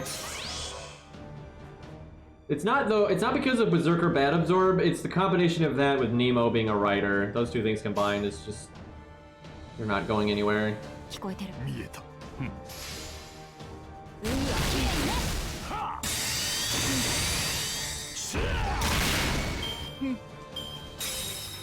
I think a lot of devs underestimate how competitive the tech field is getting. Because it's not just video game devs. I mean, you've got like scam apps and all that kind of stuff. And I got a, like Lost, who's an engineer, he was telling me this, like, a lot of these like scam apps and stuff, they pay really well.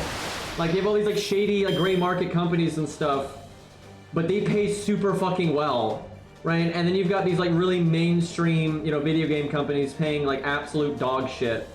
So it's like, yeah, no kidding, you're not getting any talent. Kind of depressing when you think about it.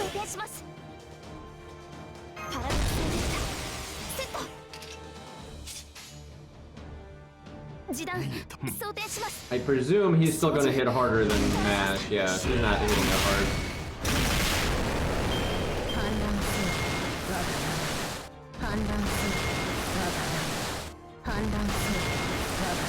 But the thing is, you know, I hate to say this. I hate to say this. It really just like burns my soul.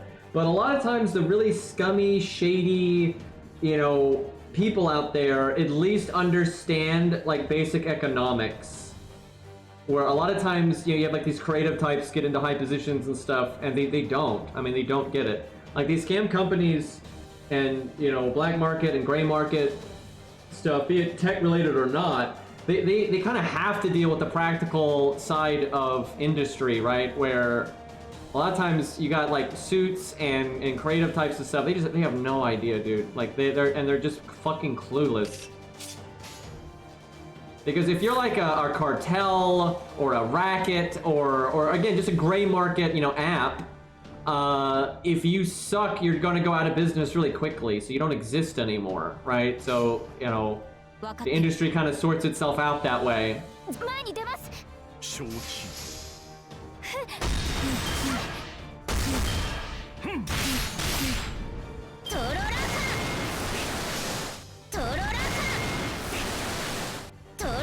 Yeah, it's funny, Blizzard is really famous for that. There's such, that Activision makes so much money, it's absurd, right? They're such a profitable company. Even with all the drama and everything, they're a very profitable company. And they barely fucking pay their employees anything. They're like so notorious for just paying way below industry standard. I was really okay. I guess I stun so I can taunt the NP. That's probably what I gotta do here.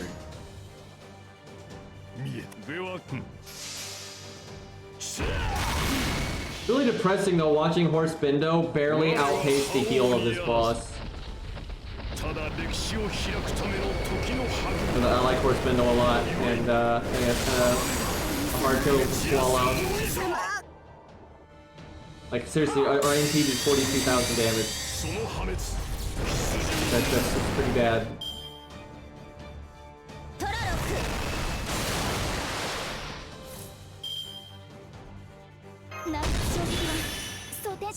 Well, that's a really nice deck shuffle. That's like the first time the second half of this fight has actually gotten a really good hand like that. That might be enough to win if we get a crit here. And we just failed an 80% crit, never mind. Oh my god, that was our ticket right there. You gotta be fucking kidding me, dude. I like how the 80%, which was the strongest of the 3 cards, and in 3rd place, so it does the most damage and all that, that was the one that didn't crit. Fan-fucking-tastic.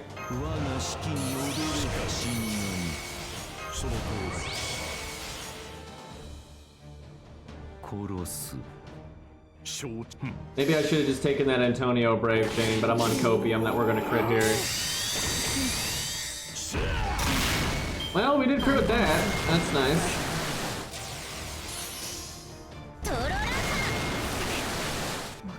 Yeah, see, this turn right here is where you'd really want Antonio's buff, because not only would you get a crit buff, but you get the star absorb, so you could take the cards easily from Horsebindo. And again, just having the crit buff is just straight up more damage. I think the crit buff they gave him is pretty big too. Actually, let me look, what is it? Pretty sure they gave him a big crit buff because they're trying to compensate for him being AoE when he's the only, you know, free-to-play Avenger. And obviously they should just add another 3-star Avenger that's an FP summon that's ST. But they can't be bothered to make new characters that are free-to-play. Yeah, the buff gives him 100% more crit damage, so that's pretty big.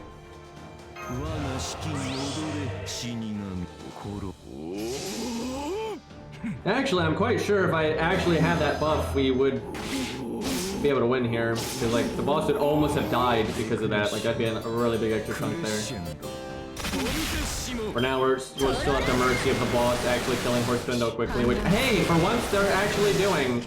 Like, she kept beating the shit. Of course we get crit, but I think we win now. It's the first time we haven't had Guts go off on the same turn as Horsebindo dying. I think I'm gonna just take that 100% crit with the art up. Yeah, we'd win for sure if we had our buff, but without it, we might be pushing more than I'm thinking here. We'll see. Yeah, she does get to 30k again. Oh no, yeah, we might just barely lose here.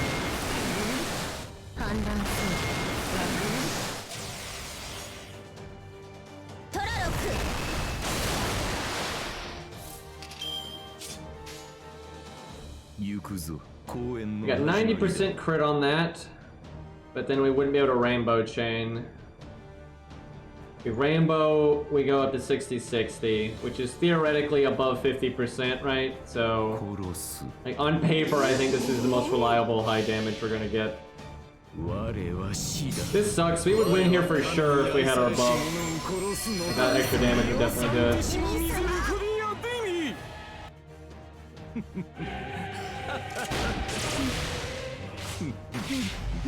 Oh my god. Yeah, our buff would absolutely make up for what we're gonna be at here. 14k. The thing is, I can't get it. I mean, you have to get like Bond 5 or whatever, and I'd have to do so many stages to be able to unlock it. Like, it would take forever. There's just, I don't think there's any way for this account to do this without just getting really lucky. There's just no fucking way. I could do command codes though. I don't know why I'm just now thinking of that. That would help.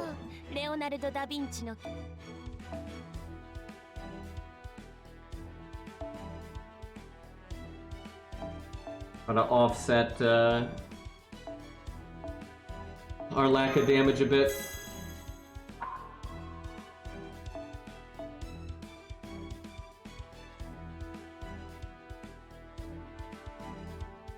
I'm not sure this account has the anti-ruler one. Oh no, it does.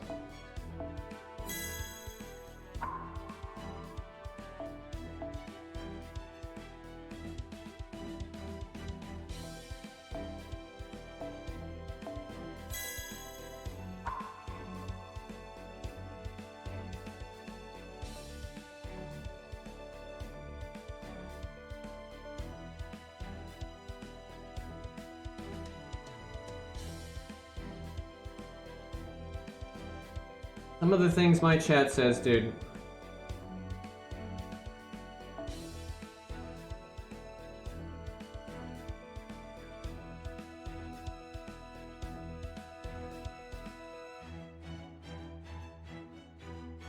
I tell you, I've noticed, because Twitch tells you now when it's the first time someone's ever said something in your chat, I have noticed such a correlation between dumb fucking comments and it being someone's like first time saying anything in chat. Like, it is crazy how often that's a thing.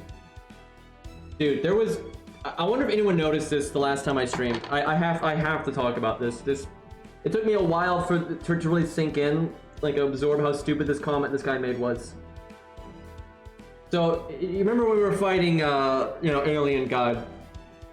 And now, mind you, this was not like the first attempt or anything, right? We'd been doing it for a while. And so in that fight, you have to break 2 HP bars to win, right? And it's about 1,000,000 HP at neutral, right? You can't counterclass. But obviously we knew that you only had to break 2 health bars, right? I talked about it a bunch, and you know, obviously that's what we were, like, the whole setup was, you know, trying to do the 2. And now, one of the attempts where we were down to just 100 face, and everyone was dead, it was just 100 face, and 100 face was going to die that turn no matter what. You know, she had, like, not that much health, and, you know, the boss always attacks, you know, we were dead. And the boss had enough HP left on the final health bar that even if we double crit and everything, we were not going to break it. I remember making the comment that, like, if 100 face, if the boss wasn't debuff immune, 100 face could do the, you know, art down, and all for the multi NPs she's done, they'd be doing a lot more damage, and she probably would kill on that turn. But it was completely out of her damage range, right? She couldn't do it. And, you know, I just quit out of the stage. And then somebody said something along the lines that you could have won. And I just ignored them, because that was such a fucking stupid comment, because, like, I know 100 face really well, and we were completely out of our damage range, right? We just were not going to do enough damage, and we were going to die on that turn. So I didn't even address that comment. And I thought, at the time, the reason he said that was because they're just an idiot, and they thought 100 face was just going to do a lot more damage than 100 face was going to do. And then it hit me later, that's not why they said that. They said that, because by the way, that was the first comment they ever said in my chat. You know, they got the little border where it tells me that's the first thing they had ever said in my chat. The reason they said that is because they're so stupid, they have no idea what was even going on, and they thought that I didn't know that the fight ends when you break the second health bar. Like 100% that's what it was. They thought, like, me quitting there, because they didn't realize, because they're not paying attention, and they probably, because people do this all the time. They join a stream and they have no idea what's going on, and they just assume a bunch of stuff. They just assume that, like, I hadn't been doing the fight a long time and hadn't already beat it on my main account, for fuck's sakes. They assumed I didn't know. They assumed I didn't know that you only have to do the 2 health bars, and they weren't really listening to what I was saying. And they were thinking that I was, like, giving up because there was no way we were going to do, like, the 10 health bars that were remaining, right? It's like, and I see stuff like that all of the time.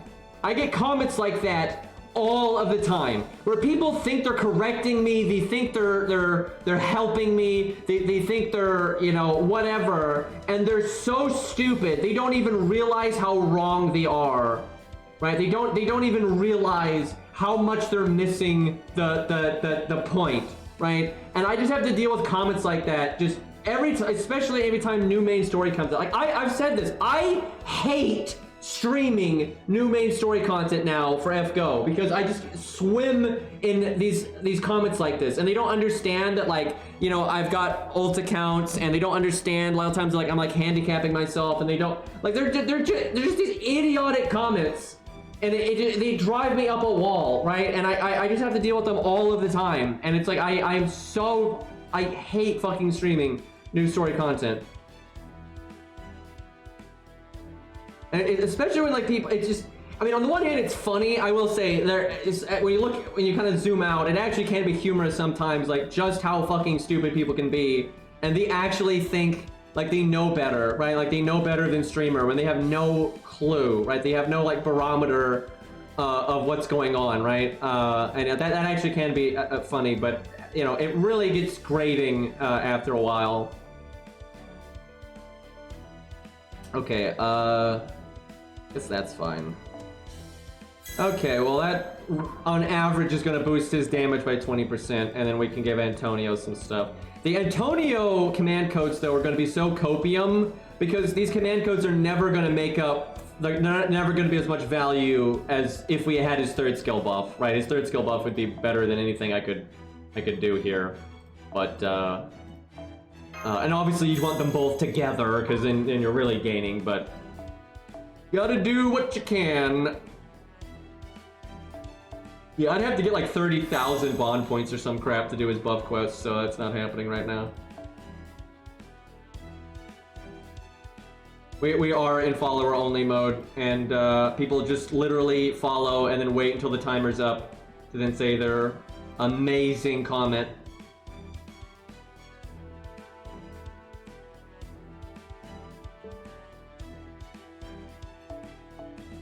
Like, you know, like right now we're going down on viewers, and I'm like happy. I'm like so happy because I remember Lost Belt 6 when we had like 700 viewers. That was like the worst experience ever, by the way. That was just awful, right? I'm always so much happier when all the like drive-by morons are gone, right? And it's just the normal, sane individuals, right? Then it's like so much easier to just enjoy the game and like talk about the story and blah blah blah blah, right? It's I'm always so much happier when that happens.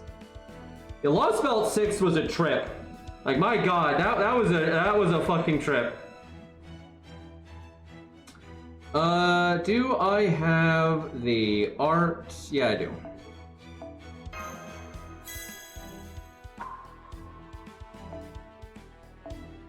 I mean, ultimately, there is no optimal viewer count because it comes down to who the viewers are, right? You could have 500 viewers and it'd be awesome if those are, you know, like, viewers that are, you know, used to the stream, know what you're about, they're not assuming stupid shit, you know, that kind of stuff. So it really just depends on, like, who the viewers are. You could have a now, I will say, I would never want to be, like, a really big stream. The streams that have, like, 1,000 viewers and stuff, it's just, you can't read chat. I mean, there's no having a conversation with anyone, and there's no, like, getting to know someone's personality. There's a lot of people in my chat that I've been able to, like, keep up with what they say throughout my streams over the years, that I have, you know, kind of an idea of, you know, what they're on about, right? And that's nice. I enjoy that. Where the streams, when you have, like, 1,000+ people, you're just... I mean, you're not getting to know anybody. That's just, it's just not a thing. You know, I'm not gonna lie, chat. My favorite rant that I've ever had was actually that rant I had in Art Nights about, like just the hiring process in Art Nights being, you know, stupid. You know, the kid rant with Phantom being a weirdo. That was a really spontaneous rant that just came out of nowhere. But I meant every fucking word of it. And so that was probably my favorite rant I've ever had. I don't know. There's been some gems. Like you can probably find it on YouTube. I know I named the VOD something ranty. Like if you look like Hanako Talks VOD, or maybe cut VOD and just put like Art Nights and rant, you'll probably find it that way. But yeah, that was probably my favorite rant. But I don't know. I've had some you know, there's been like some moments with like truly idiotic viewers. Some of those have been enjoyable. I don't know what to put on this last thing here. Fuck it, Starbomb.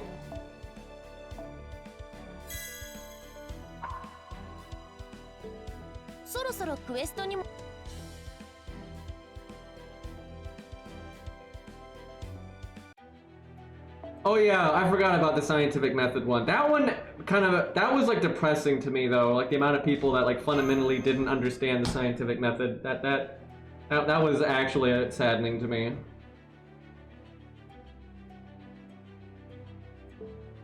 Look, I'm a very rage-filled individual, and if you haven't figured that out, you're actually an idiot. I'm serious. If you've been watching me this whole time and you haven't put that one together, you're an idiot, right? And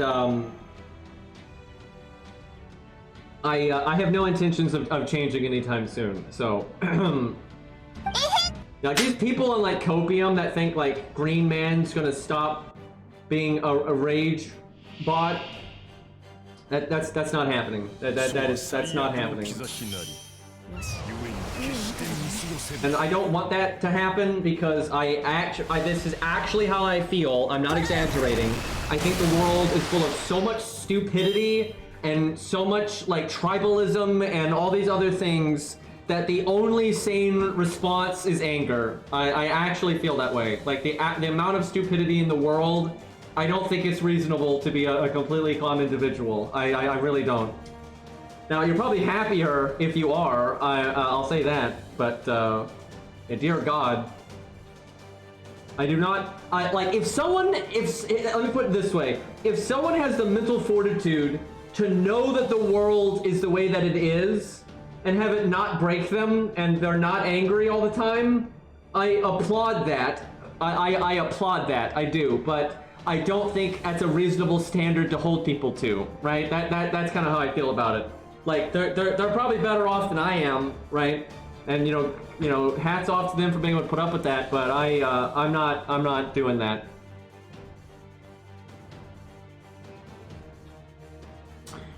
Okay. That's enough of that.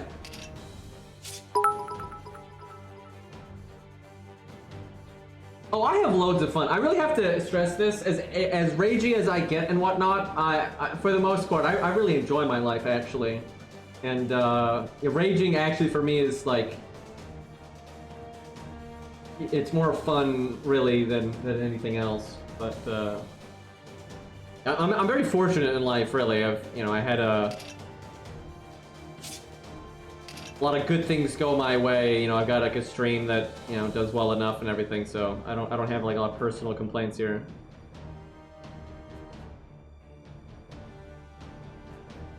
So we got a brave chain, which we don't normally have, but I think I'd still do this. I don't think that really changes. Shame I don't have my art card. We like never have our art card. I've noticed we have one quick card and one art card, and we get the quick card all the time. So the art here on Nemo doesn't really work out. I don't know. I kind of want to say. Let me think about this. We definitely need to do that, and we definitely need to do that. I'm not sure we actually need to do our first skill. Let me look at the numbers here.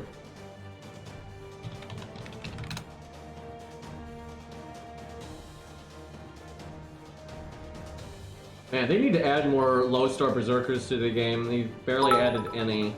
So it's 100%. So if I save a skill, it is that one. Can I get away with it? So, okay, we're gonna do that.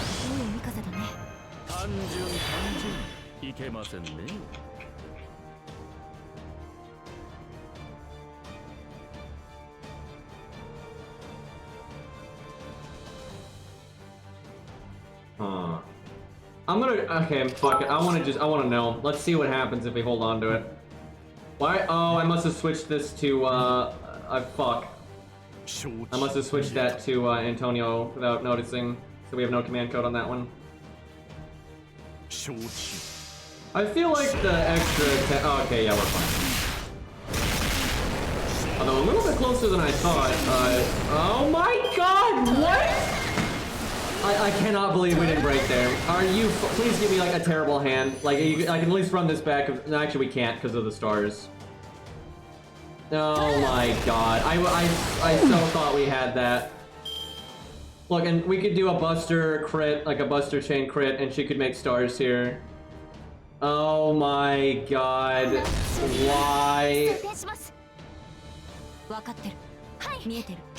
Why, Horsebindo? Why you gotta debate us like that? He gave us hope and then he took it away.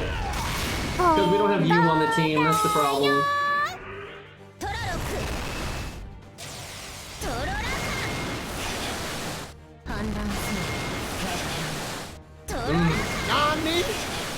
That was unfortunate. We could have had 50 stars again there.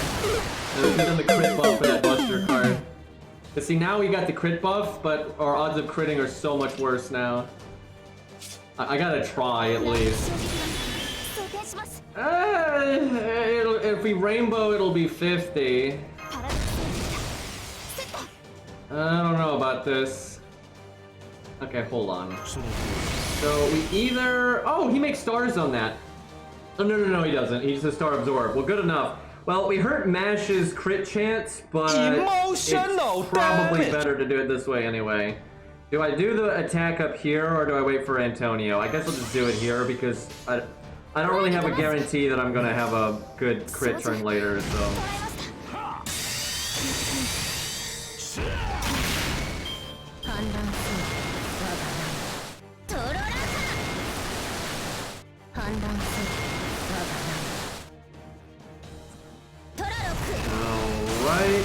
I just realized I probably should have saved that evade for the NP turn from the boss. Whoops.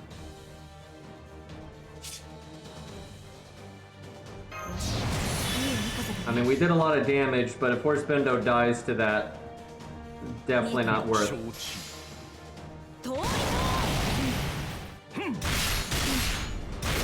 Would have really liked a crit there. think the heal is actually going to beat us on that turn, or very close to.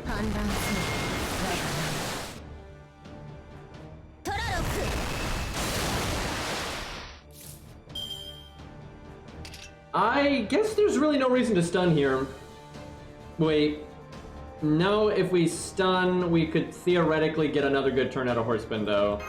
I don't know, it might be better for Antonio, though. It seems more, like guaranteed there, if that makes any sense. Wow, I really just fucked up his command codes, didn't I? Two of his cards don't have any.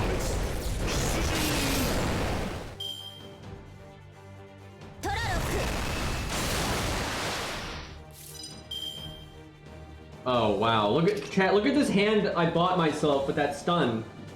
Chat, I really gave myself a good hand here, chat. We are definitely going to the heal is definitely gonna win on this one. Well, we can rainbow, I mean, no, we could NP, I suppose. I wanted to NP when he had cards though, because he might Brave Chain, but I guess we do that. Yeah, that was not good. That was not good. Nemo is a good DPS here. You're going to need a lot of copium for that one. That's like the pure 100% copium. Okay, at least Nemo overcharged Horse Bendo.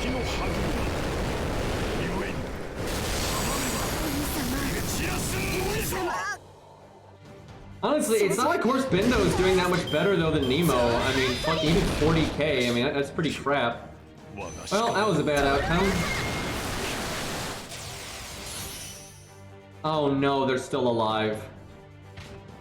Oh bother. Antonio's gonna have to really impress me on this one. Okay, at least I can kill Mash off. I guess that's a thing.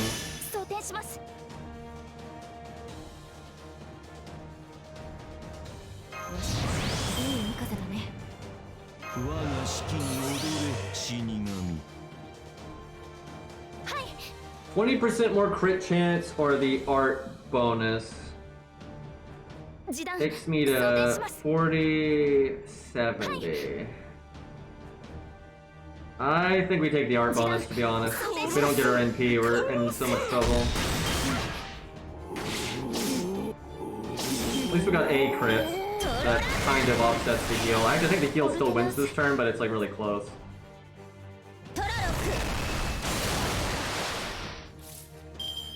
Okay, thank God we actually got cards there. If Nemo had taken all the cards, I would have just absolutely lost my mind. Do I Star Absorb here? Yep. Emotional. I don't have Star Absorb. We don't have our Star Absorb. We have not done the buff quest. We've talked about this. This is a known thing. Shut up, Ephra. Man, we probably would have triple crit there if we had had our thing, and the crits would have done double damage too. Unfortunately, Nemo doesn't technically have taunt, so she, even once like they die. Yeah, I think we're still gonna lose. This is literally no better. Yeah, we really need his buff quest. Maybe we loop.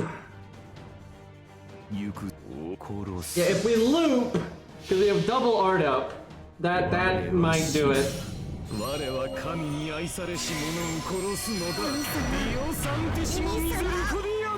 Please crit. Please crit. Okay, that's not a crit. That's a crit. If we had double crit there, we might have been in loop territory, because our hit count's kind of high. I'm not sure we're in loop territory right now. Oh! Oh shit. Is it enough, chat? I don't think it's enough. And no, it's not enough. Yeah, he has to have his buff, dude. There's just no way this account's doing it without. Because we're having like the same result here over and over again. I don't know, maybe double crit. I got that 80%, got the 25% command code. If we crit, I think we can do it. If we don't crit, we're definitely not doing it.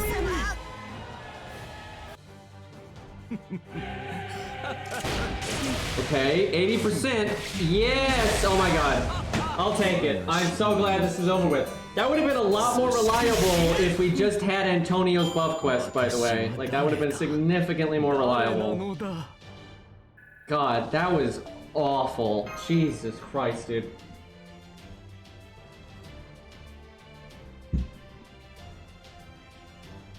So dumb, though. This is only hard if you, like, don't, you know, summon a friend to, counter it. And then also your account happens to not have some of the good characters for it. But that is the boat that we're in, so...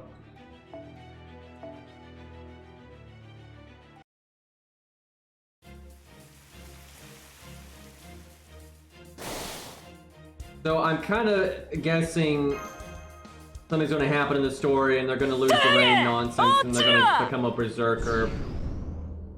When I've seen of, like, the story, I think their, like, actual class is berserker.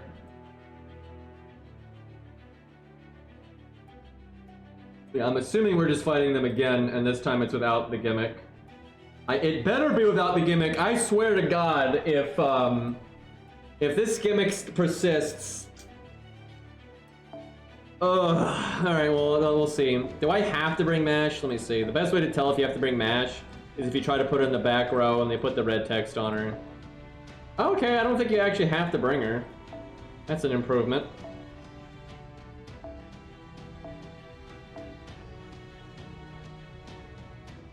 Okay, you don't have to do anything, it looks like. Let's just hope there's no gimmicks here that require you to do any of that nonsense again.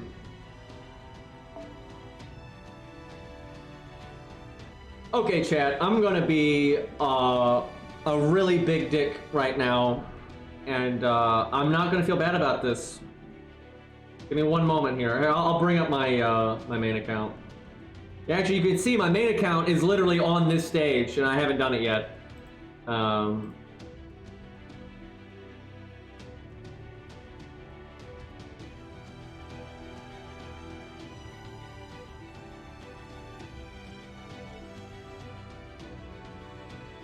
Question is, what CE do we go with? Part of me wants to do Yang CE, but I don't know if we're going to go that far. Whoops.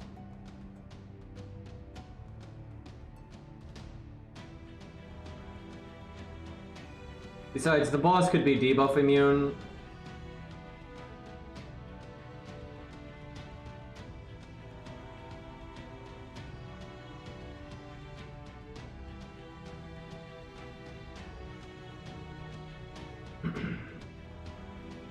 Yang CE though is so busted, dude. Like that, it is so ridiculous.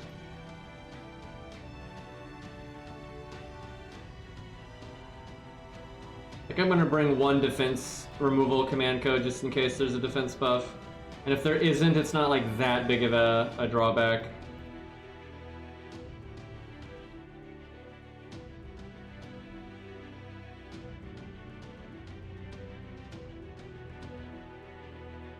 So generally the options with Ku is Yang CE, Golden Sumo, and Black Grail. Those are generally your best options. My support list is kind of in chaos here.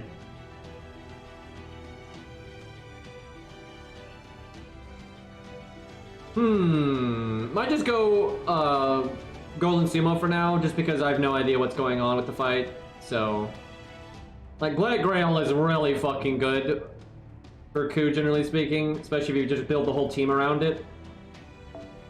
But if you don't know what you're doing... Yeah, there is Anti-Divine, that's another pretty safe pick. That's actually probably the next CE I'm going to take to 100, actually. It just makes sense to do it. Yeah, that's Ku, guys. Yeah, that's... I forgot that's still bugged. They really need to patch that. Really busted. Oh yeah, we could totally do double Ku. Let's see though. I wonder if the boss is actually gonna NP. We'll get the first new NP animation in the game. I do wonder if they'll actually do that.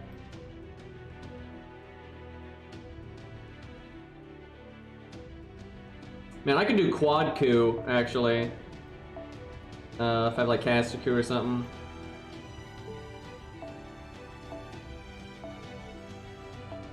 Might actually work depending on what kind of boss we're looking at.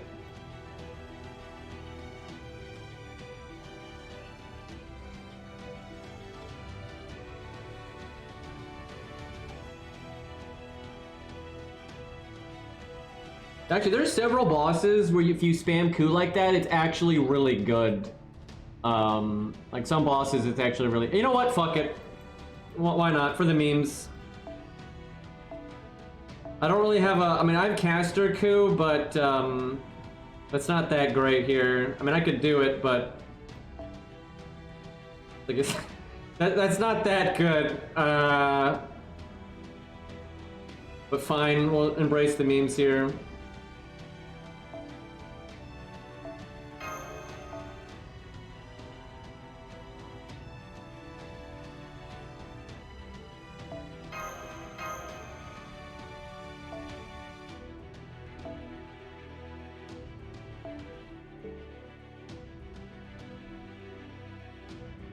Let me change some command codes around in a second.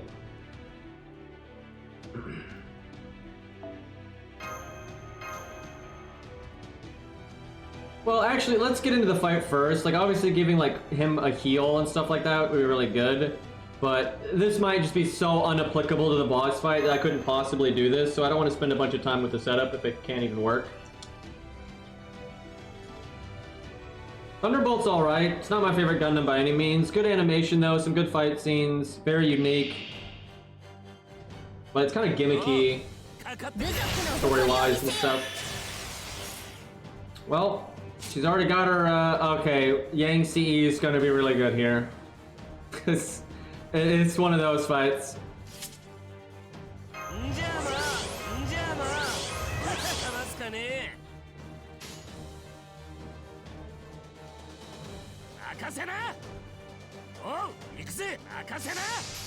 Will we get to see her in chat?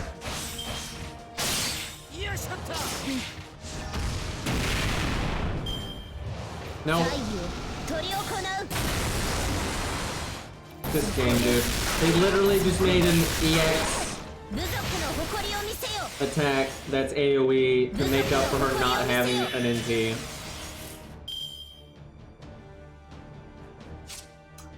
Okay, I'm getting Yang CE. Obviously, there's so many better. You can do buff removal, pierce invulnerability, you know, bluff block. There's a lot of ways to deal with this, and just some of the normal pierce invulnerability CEs. But this boss is just begging for it here.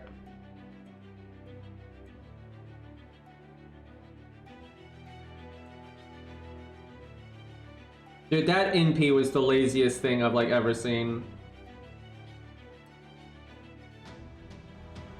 Oh my god, I can't believe they did it. They're just trying so hard to hide the NPs. It's either that or they're not ready yet, because like the animation she did, like the way she moved and stuff, that's probably just them reusing an animation that already exists for her. So they're not really, there's like no effort going into that you know, custom ghost attack there. It's all already in the game.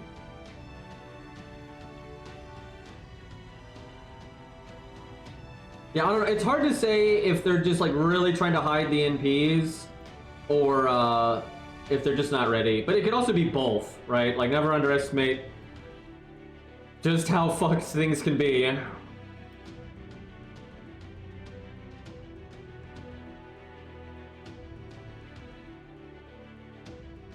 I'd rather have the crit one, but I can't be bothered to find it, so I'll go with that one instead.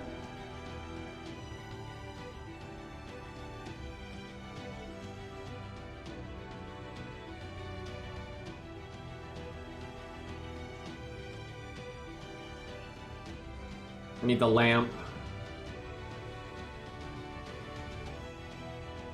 Might give him an extra burn because it's team play. Although I could just give burn to some of my units on the ult account. Maybe one more though, just for good measure.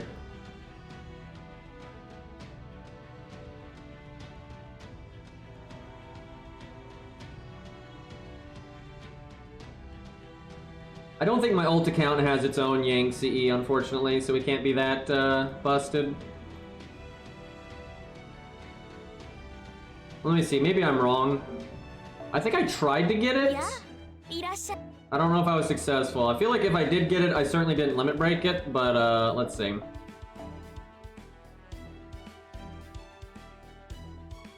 Oh no, I do have it. Oh fuck, it is limit breaking. Why haven't I been leveling it then? Guess I'm just stupid. I kind of forgot, I guess. Because you really want to level it, that really helps it out. Alright, well, guess we can double Yang CE.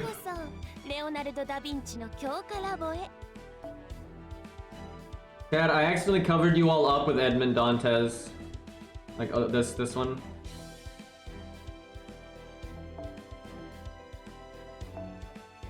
I wasn't in a huge rush to move it though.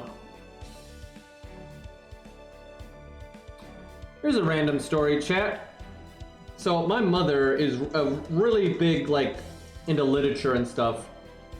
Very, very well-read person. Very educated and stuff. You know, very artsy-fartsy and that kind of thing. And again, very well-read. Like, very well-read person.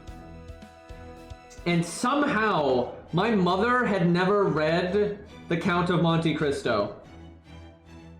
And I have. I read it a long time ago, and I really like it and stuff. You know, and that's a very, you know, popular book. For someone that's well-read, that's, you know, it's kind of a staple.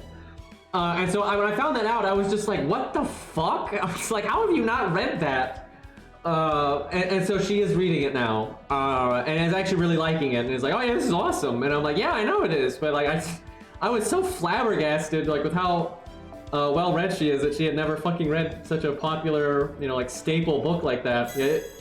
Yeah, I know there's like a million classics out there, but like, here's the thing, like, I know my mom, and that's like absolutely the kind of book she would read. Like absolutely, right? So like, it was so strange to me. And like, the proof's in the pudding because she like really likes it. So it's like, yeah, it was very bizarre. It's just, some things fly over your radar. Because here's another thing also, you know, my mother is obviously much older than I am, and you know, that was like even more of her like even more popular in her time, right? If you will, right? So it's very surprising. But you know, she's really liking it. Yeah, she likes Fate, but she doesn't like playing any of the video games, which she doesn't know this, but that's a blessing. She's very fortunate in that. But yeah, I haven't actually told her that Edmond Dantes is in Fate. I have not let her know about that. But she's seen, like, you know, Fate Zero and Fate Stay Night and stuff like that. But yeah, Fate Zero is her favorite, which is not surprising because most people that have, like, you know, good reading taste, they like Fate Zero. She was kind of like, Fate Stay Night stupid, but I like the premise. And then, like, actually likes Fate Zero, and that's how a lot of people are in my experience, that aren't, like, you know, degenerates. Actually, she's not the kind of person that, like, doesn't want to play video games. It's just, it's not her generation, right? It's kind of, it'd be hard for her to learn them and stuff, and get into them. But like, she thinks they're cool and interesting and like a, you know, valid, you know, art, but doesn't play them herself because she's just kind of not her generation. So, you know, she'll probably watch Fate Strange Fake. Pretty much, if I recommend an anime to her, she'll watch it because she trusts my taste, and then she likes Fate already. So if it's good, I'll bring it to her attention. Okay, what am I? We need burn, right?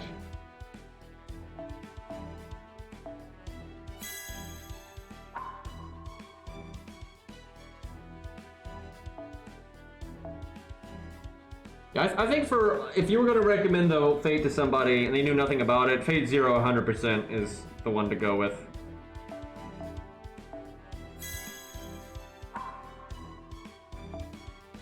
Hopefully this boss is going to have an attack up gimmick, as I'm equipping attack removal command codes. Instead of giving him Merlin, I almost want to give him the defense removal on art card, but I guess I could give that to Protoku. What's your favorite book? It's either The Count of Monte Cristo or No Country for Old Men.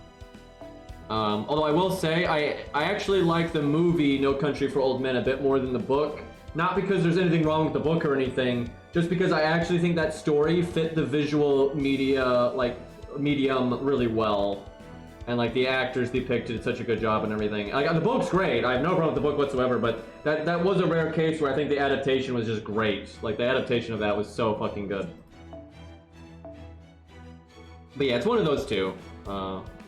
If I really thought about it, I'm sure I could think of a few others that'd be in the running, but they probably wouldn't like win. So it's definitely one of those two.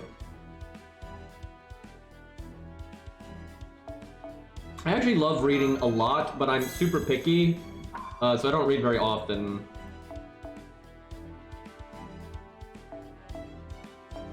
But when I do find a book that I really get into, it's I enjoy reading almost like nothing else. It's like reading and video games are the two things that I really, really, really like.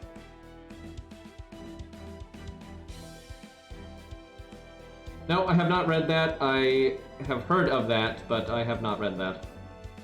I am definitely not as well read as my my mother, like I was just saying, because I'm so fucking picky.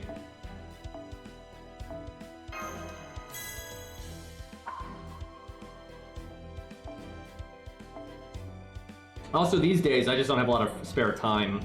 It's been a big part of it. We could probably give him like a crit something, or heal. Yeah, heal's good for him. He has less survival than the other Kus do.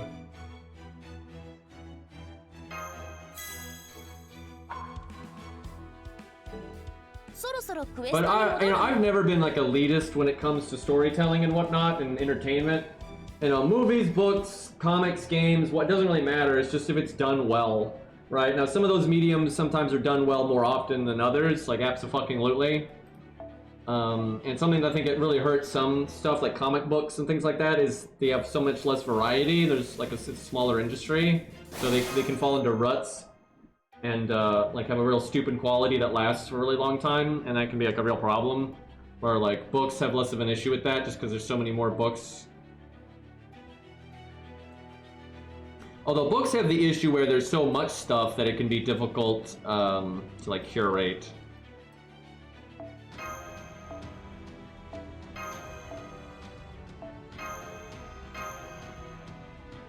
Okay.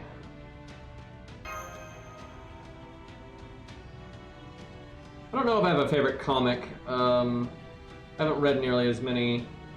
And like comics have been in such a bad place for so long, I just have kind of ignored them.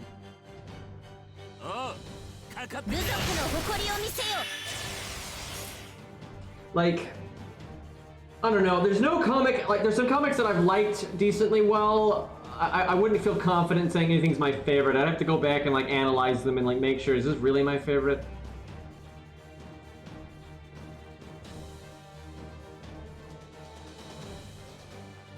Alright, PSA for all.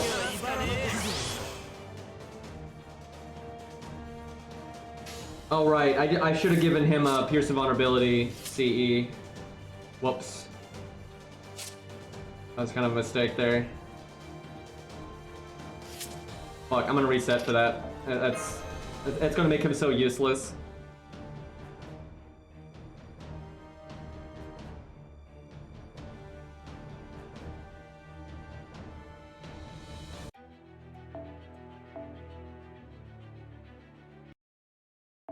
This will just be like standing around.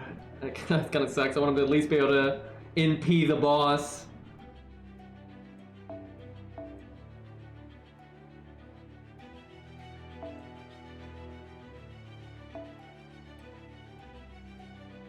Wouldn't shock me if Ku could solo this, but we'll see. I don't know what the boss is gonna be like. Kinda using this to figure out what I'll do on my main account. Alright, surely I've got, I mean, I got that, but I must have something better than that here.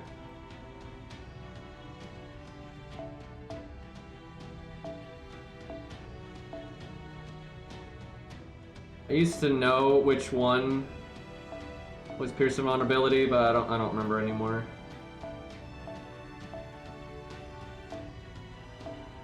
Good old poster girl.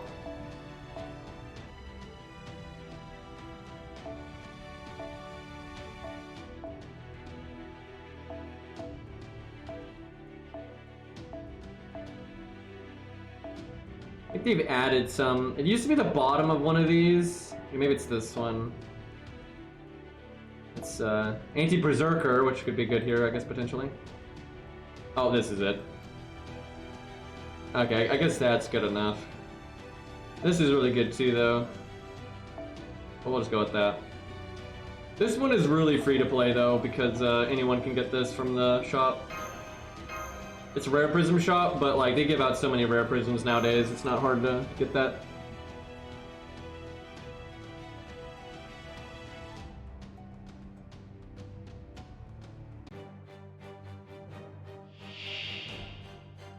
I guess I haven't done triple coup in a long time. Even if Coup can solo this, maybe I'll make that the video just for the memes, but I might save it for something that it like really makes sense for. Because honestly, there are some times where it's crazy effective. Especially when there's a boss that only has 2 actions per turn, then it's just completely busted.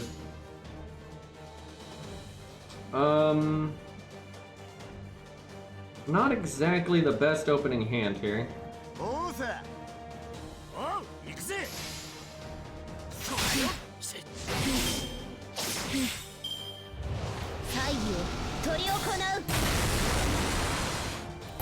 Probably could cast Proto Ku's first skill there just to stop the defense down in case his PFA gets pinged off really quick. Oh, is she gonna NP every— oh, okay, no, she's not. Oh wait, no, she is. I just had to say something. Well, that's kind of annoying. That actually means starting NP is the most important. I'm getting the feeling they're not gonna make you break very many health bars here. You could do it though. If you brought a proper team with buff stacking, you could still do it, but I don't know if they're gonna set it up that way. We'll find out. I guess NP gain though is what matters here.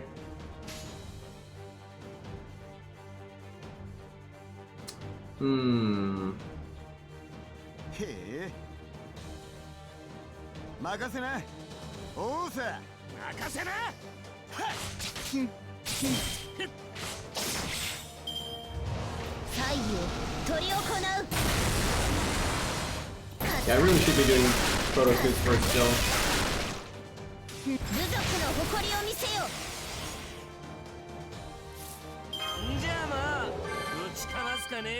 Yeah, triple Ku's not very good here because of the AoE. Like, she's pinging off 3 PFAs at the start of it, or 3 charges. So 1 Ku's way better in that case, unfortunately.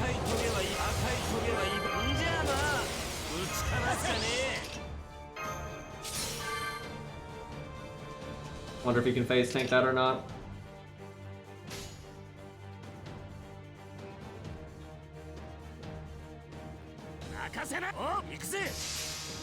Yeah, single coup is just so much better here because you'll just get your NP so much faster, and there's barely any difference in survivability because of the boss being AoE. If he's only doing 1 attack, dude, like they just do not. Huh? I guess she's not NPing anymore. That's kind of weird. Oh no, I don't get. Ah, whatever. Who fucking knows?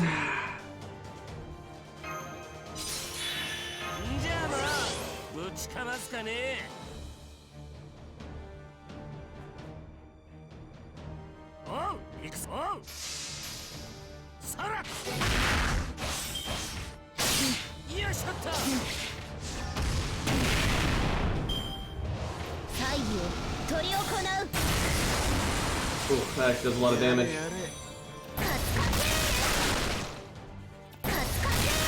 Damn, he doesn't get to NP.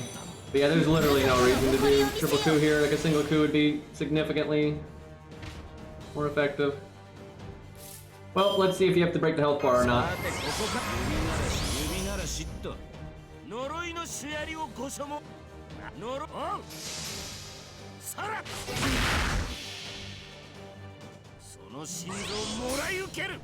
Yeah, 'cause like in that situation, because you're not getting any value out of all the PFAs, all you're doing is slowing your NT gain down a lot, so it doesn't really benefit you. If the fight ends right here, I'm gonna be really pissed. That's so dumb. Dude, you could beat that in like 2 turns if you just soloed it. That's so pointless. Yeah, I should have just soloed it with the 120 coup, would have been way faster. Basically, they just want you to buff stack and do one big smack with some, you know, Pierce vulnerability, be it from a CE or a support unit or whatever. Sherlock or Alien God. Yeah, that's a nothing fight. It's whatever. So, I have a feeling, I don't know, like, I didn't get the details, but unfortunately, like, so I thought that Ort, I mean, obviously we've all known Ort has been in Lost Belt 7, we've known that for years. It was, like, strongly hinted at, and with the chapter name and everything here, and he said his name earlier and stuff. But I thought he wasn't going to be a fight until, I really did, I did not think he was going to be a fight until, like, Lost Belt 7-2 or whatever.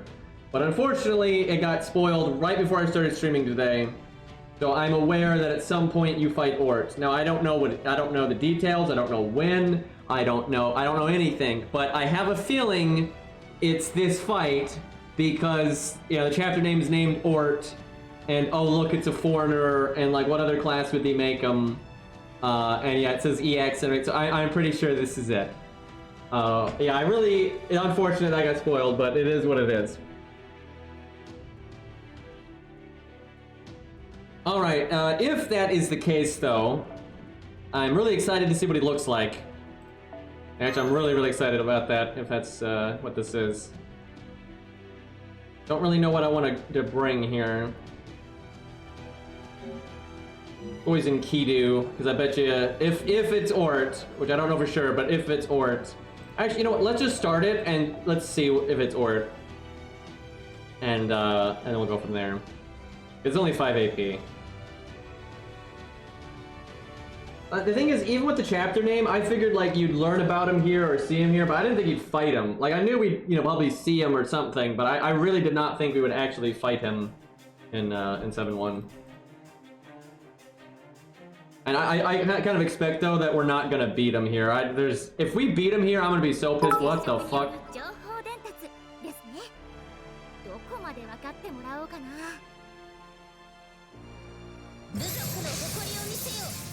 I guess she's on our side.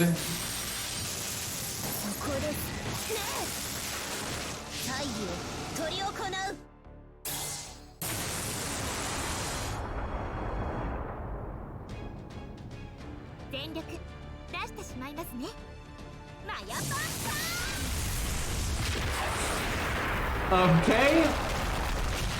You just get punched into a wall there. Dragon Ball Z shit. That was pretty funny.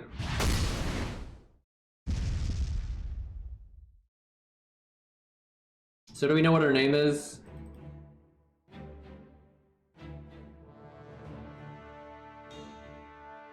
That was deserved. That was just, at least she doesn't have the idiot mask anymore. That looks so stupid.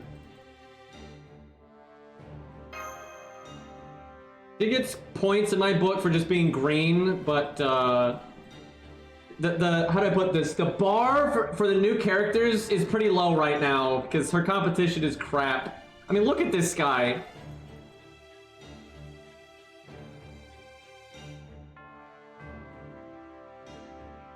The Mayan version of Quetz, interesting.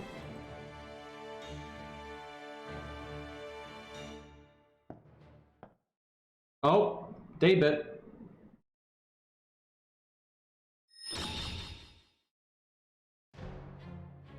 Is that Daybit using a CS?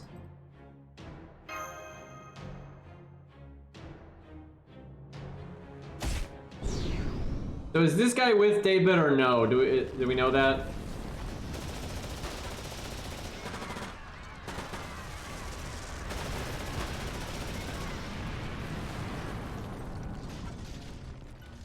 I think it's his servant? Okay.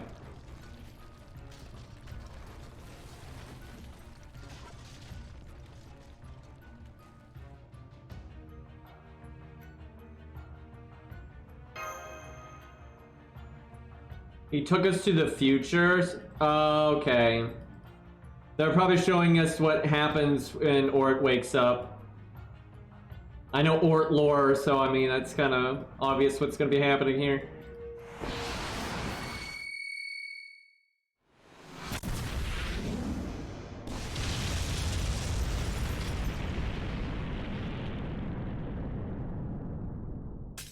Oof.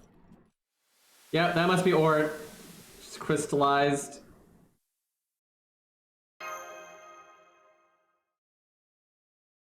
I'm gonna be so pissed off if we can like even put up a fight here. like we should just get absolutely crushed by Ort. Like ain't nobody in this Lost Belt should be even close.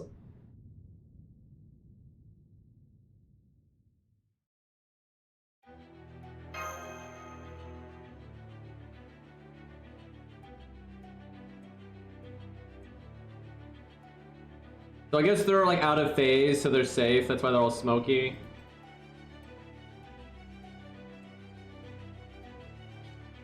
God, if the alien god beats Ort, dude, I'm gonna be so mad. So fucking mad.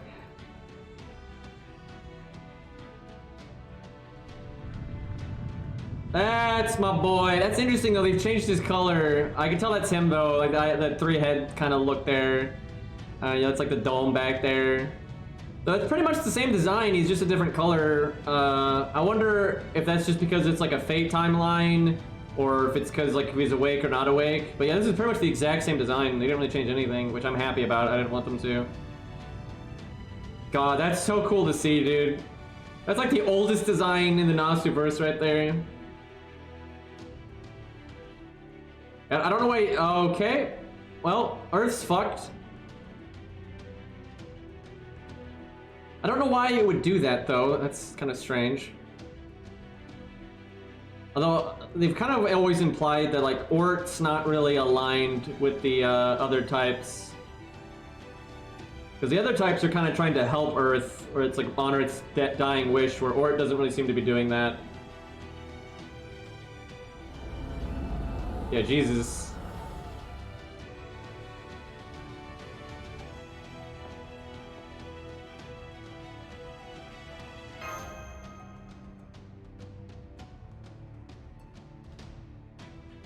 You know what's funny, chat? They reference Ort in Fate Strange Fake, and that book that does that was written a long time ago now. But a lot of people, if they watch the anime now, and they like that they mention Ort in the anime, you're gonna have a lot of people like, oh, that's that guy, that's the big monster in F-Go. That's totally gonna be a thing.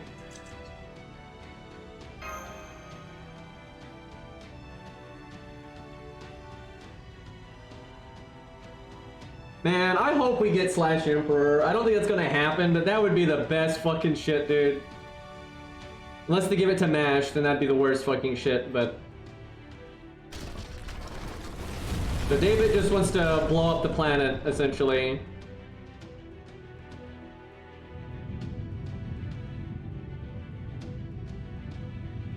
So Ort's not like aligned with David or anything, like he is just... You know, he wants to wake it up, so he does what Ort does.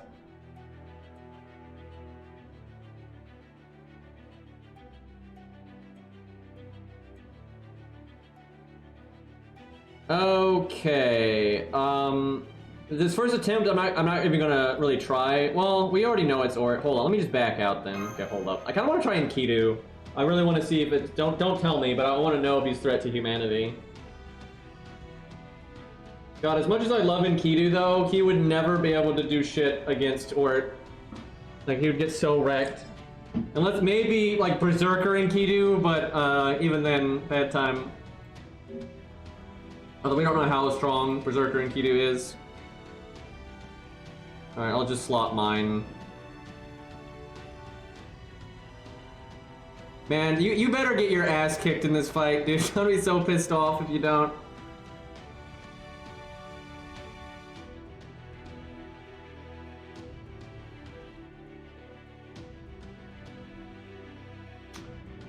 Alrighty. So I'm guessing though this is because it's like a preview of Ort coming in like 10 days. You're obviously not gonna die here. And then for the next part of the story, you're probably going to be trying to do whatever you can to either get stronger or stop him from waking up in the first place.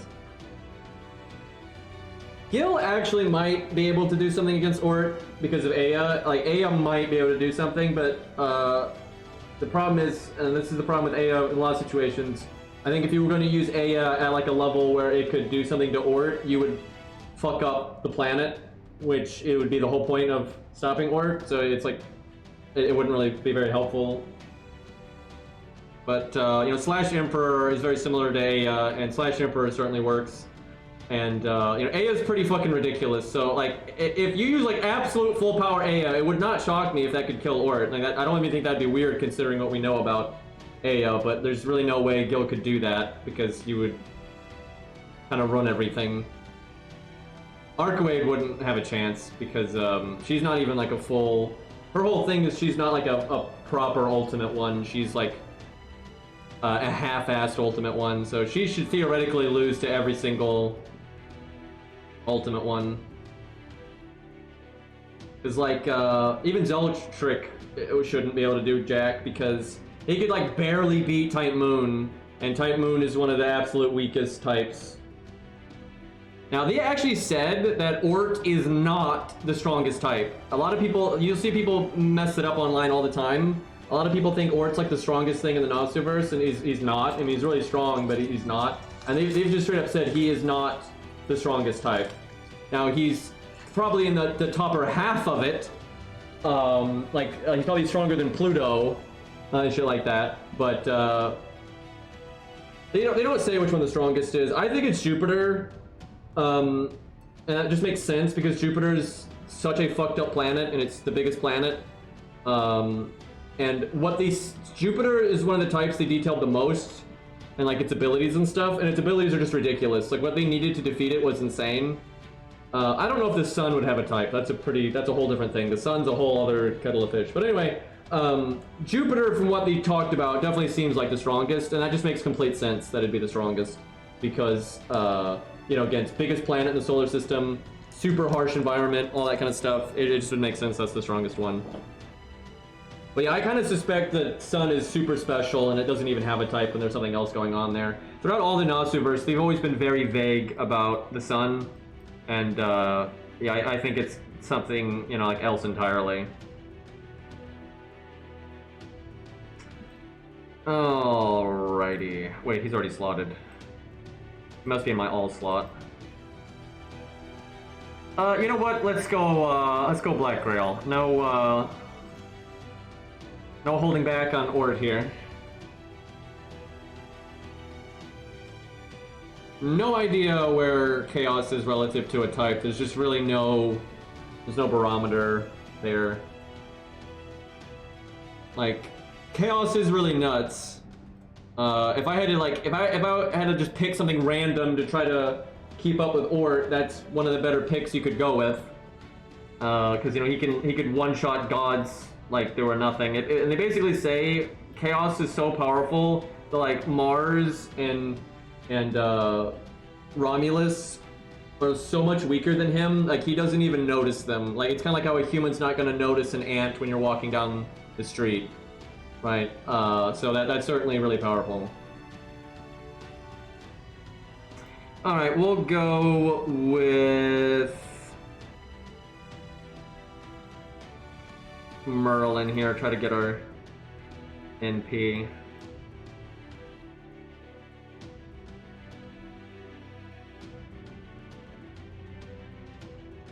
Yeah, when you start getting up to like primordial deities and all that, if they don't fight each other, you're not gonna have a lot of good ways of knowing what's stronger and stuff. Especially if like Nasu doesn't say anything. But types are undeniably some of the absolute strongest stuff out there, and Ort is not the strongest one, but he is one of the stronger ones, so he is super nasty. And types are just so much stronger than what you typically see in Fate stories. Like none of the normie shits in the ballpark. Like no normal servant even has a prayer. You know, Arcaway doesn't have a prayer. Nothing normal is in the ballpark of a type, and even like the gods and stuff, they're not like maybe primordial deities, maybe, but The regular god's not a chance.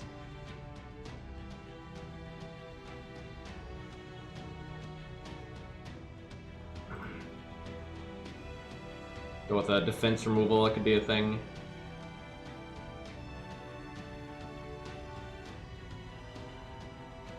Alright.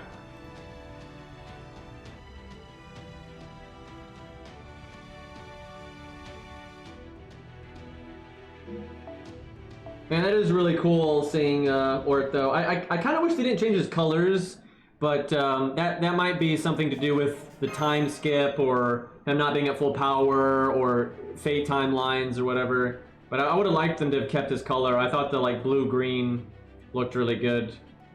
But his design's the same. I'm glad they pretty much the exact same design.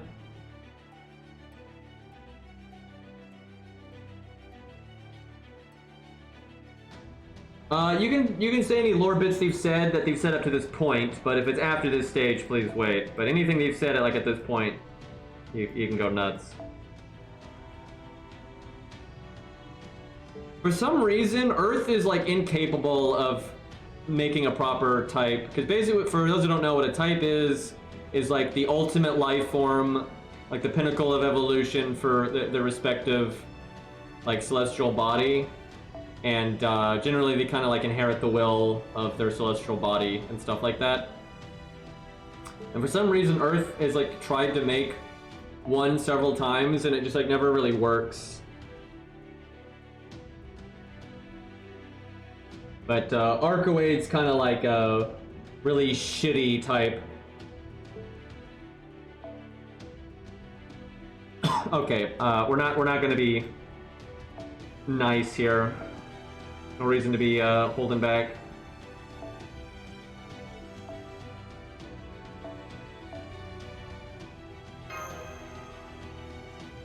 You know, Walmart brand.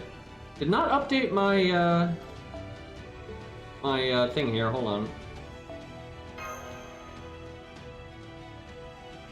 Oh, have they said? Did they clarify? Is he part from the Orc Cloud? Because I've always thought that was the case.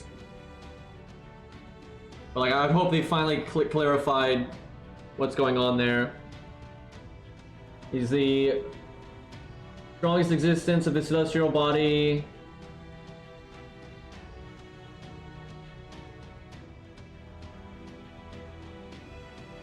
Wait, that's not wrong one.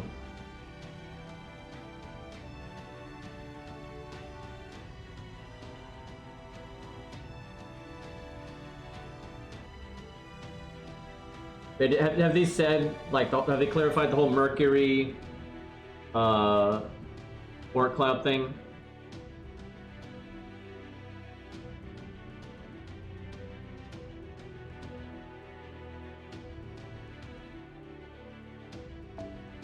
Because, yeah, it's always been weird in the Notes character material book, all the other types to be listed as, like, type Jupiter, type Saturn, type Pluto. And then for Ort, he was Ort type Mercury question mark, which obviously just kind of implies he's not actually type Mercury. And then obviously you've got the Ort Cloud, which would be what you would presume he's actually from.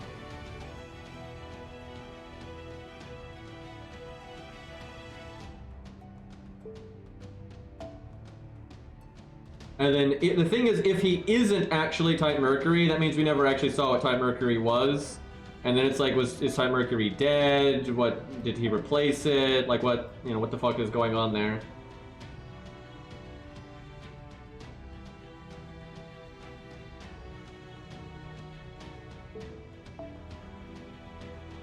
Hey, Sharkwado, what's up?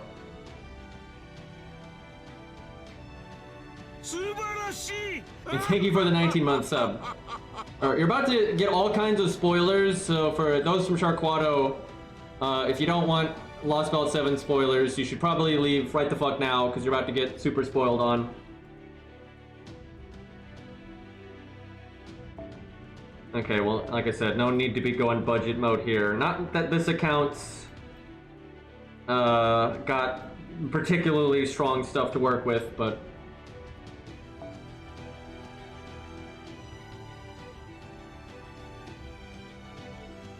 Let's see if they're merciful and make him AoE so we get NP charge.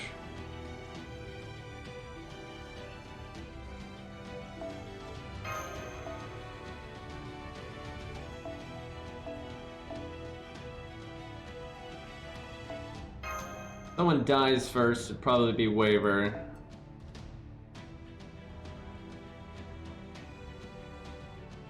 Shame you can't use regular mash here. Boy, yeah, this account's options for trying to use like really strong stuff is a little limited. Oh yeah, we get to hear his boss theme. I didn't even think about that. Oh yeah, I guess alter egos are effective here. Mecha Liz versus Ort. What a joke, dude. That's so silly. It actually makes me sad. I wish they just make him neutral to everything. I don't really, because I'm sure this, if we do fight him for real, I doubt this is that fight. But I'd hate to have to use an alter ego against like Ort of all things. It'd be very unsatisfying.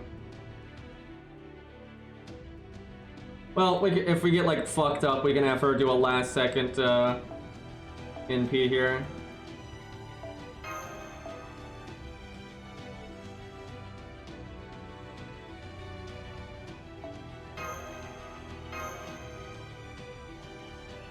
Alright.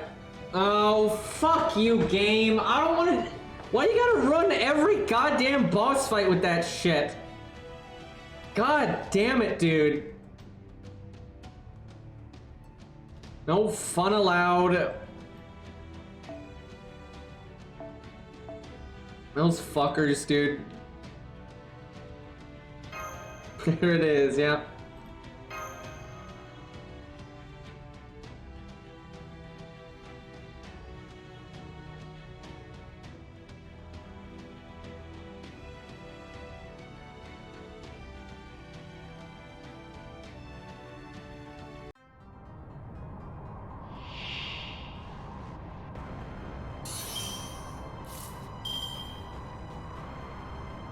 I'll turn it up.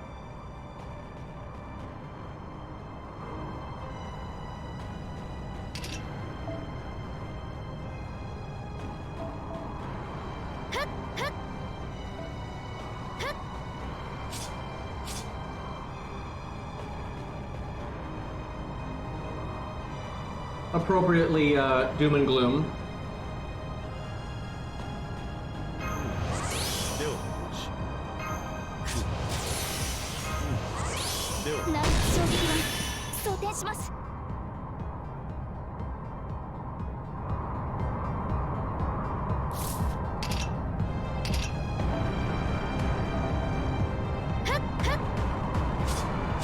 There we go.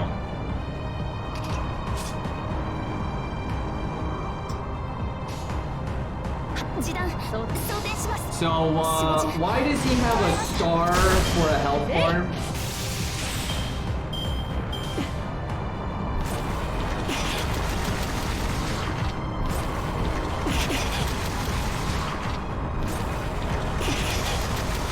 Wow, that's with defense up and damage cut. That's it's not great for us.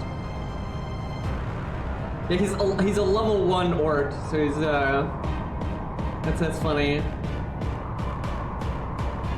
Yeah, I don't know why what this is. That's a thing.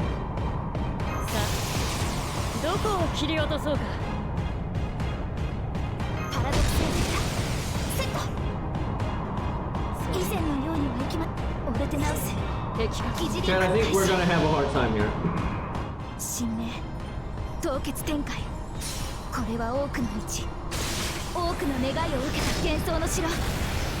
Yeah, I'll be disappointed if Enkidu doesn't get threat to humanity here. I mean, Jesus Christ. Damn,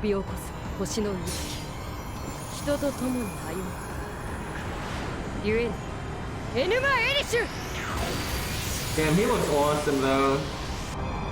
Okay, you know, he's a threat to humanity. Absolutely. No question there. Enkidu doing Enkidu things. So you can see behind this health bar, there's a yellow health bar. So obviously, you know, the star is concealing what we're doing here.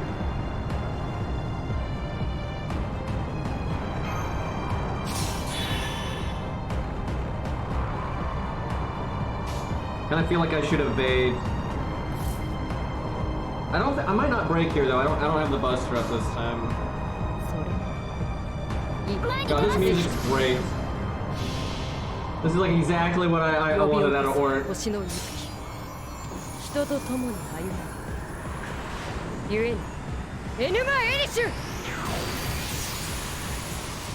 is so awesome because like, oh fuck, we broke. I should have evaded. Bet you he's gonna pee me in the face. Okay. Okay. Oh yeah, no. Oh yeah, no. Yeah, we got that, chat. Oh yeah, it's yeah, no problem. Chat, I don't think the whaliest whale could possibly do that. Fuck, I should have evaded, man. I wanted to at least get one more shot in. Ooh. Well, that's not good. Just 8 in Kidu. I kind of want to start over and see if I can survive that bit. So yeah, I don't think there is no way you can beat this fight. You could use the whaliest whale setup of all time. I don't think you could possibly beat this. Like, just the one health bar has 10 million HP. So just those 2 health bars is 11 million HP. And there's like 8 other health bars. There's no fucking way. You don't even have a sixth unit either, so yeah, there is no fucking world where you're beating that.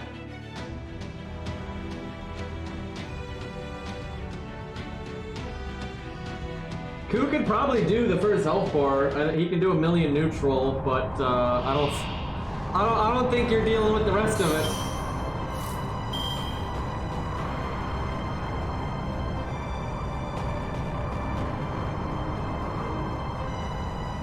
I'm so glad though. That really respects how absolutely powerful Ort is. I think that gets the message across pretty good there.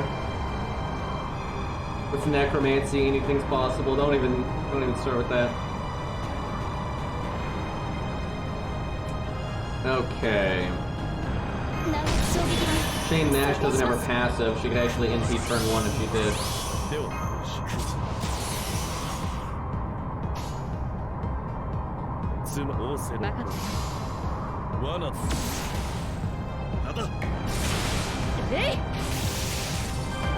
I wonder if they programmed the game though for something to happen if you beat him like you did with Claudine.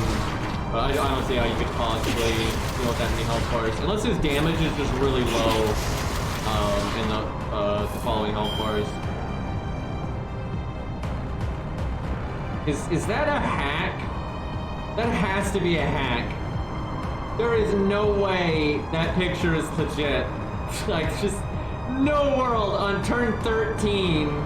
You got through that much, and you're doing that. That must be like the Chinese private server or whatever. There's no fucking way. What does everyone know what happens though? Like, do you get like? Does he have a death animation? Like, what happens? Like, what was coded? That's funny though. Yeah, there's no. I shouldn't be using this mystic code. I should use heal actually.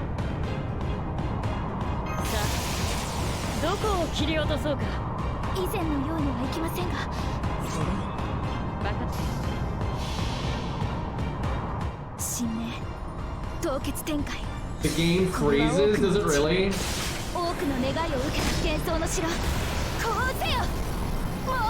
one team, you actually did program something.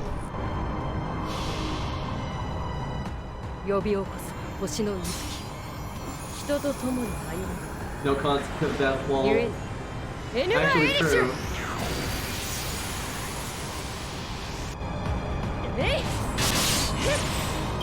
Wow, look at that last health bar.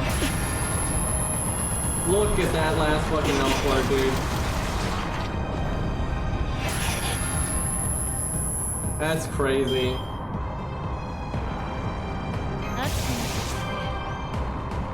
Okay, we didn't actually get our NP this time. No, I'm so glad they're respecting Ortho. I mean, I hope so. I swear to God, if like an alien god kills him in the cutscene after this, I'm gonna be pissed. But I don't think they would do that with the way they're setting this up. I think they know, like they know that. That's awesome.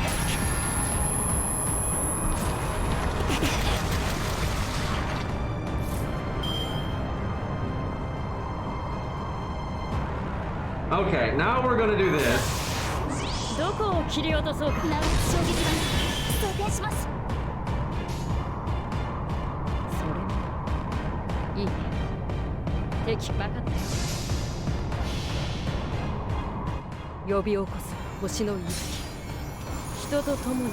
That... What's her name? Get the Klee, that's the one, the Kleemote. Oh fuck. Nikita, you gotta work with me here, buddy. Ooh, okay, there we go.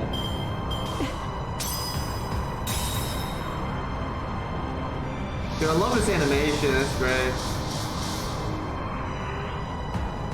Full rainbow. Debuff immune, it looks like. An attack up. I mean, you know, the thing is, if you could stall, I don't know, I bet you as the health bars go, they probably ramp this guy up. I think they legitimately want it to be possible to do this health bar, although it to be very, very hard. But I bet you when you break this health bar, they just say, fuck you. Because yeah, with a really strong stall setup, he's not doing so much damage that you couldn't do it. Especially if you intentionally traded off Nash and you then had 2 stall units. Or even 3 stall units. Like, you could do this health bar. I don't see any gimmicks here where you couldn't. It'd be hard. Like, this is obviously going to make it crazy hard. Unless his NP is just super bullshit. I guess we'll see on that. He's obviously not a servant.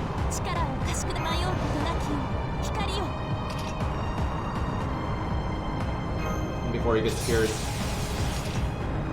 Kinda sucks. I should have given her K-scope or something. She's just gonna die here.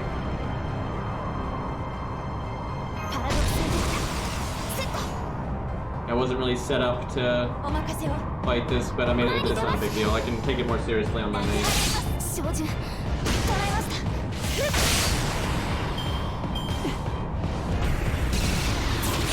Ooh, that's pretty cool. I should have put it in slow-mo. Oh, bye, Joan of Arc. Oh, he removed... so you can evade it, but then he removes your buff. Damn it, we don't get to NP him.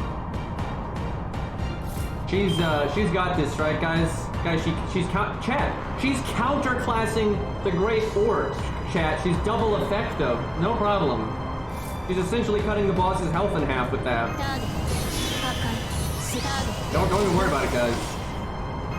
God, our Mystic Code never did anything. Give me slow-mo.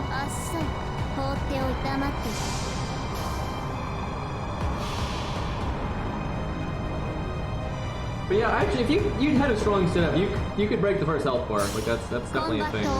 But I have a feeling whatever comes after the first health bar is just gonna be outrageous. And then even if you get that one, like it just there's no way. I mean, these health bars. Yeah, I'm looking at the health. The jump from this health bar to the next one is so great. They definitely want you like not breaking that one. Like no way.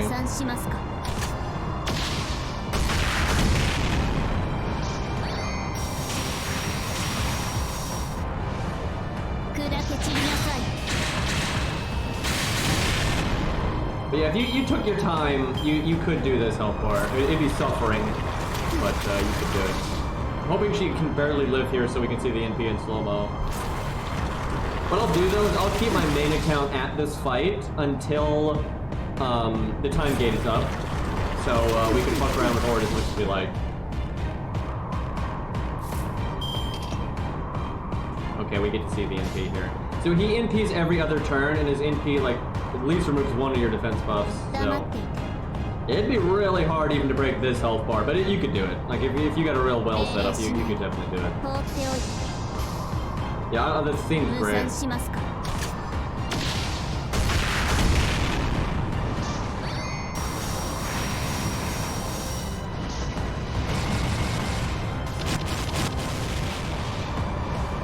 They did a really good job, though, of encapsulating kind of what Orc's about here, and him just being so much stronger than, you know, what we've seen up to this point. Like, this is so much more busted than, like, any other fight they've done, even when you're supposed to lose. Oh, God. Don't you fucking dare, game. Don't you fucking dare, game. Okay, that did nothing. No. Don't you fucking dare, game. I swear to God, dude.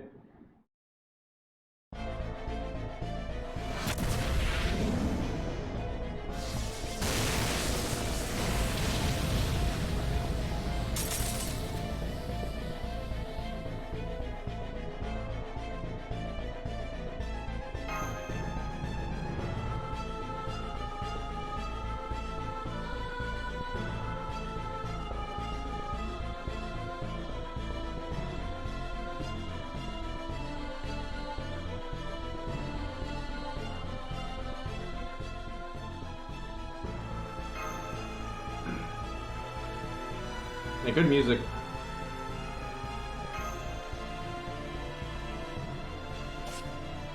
Did she just bail? Did she just bail out?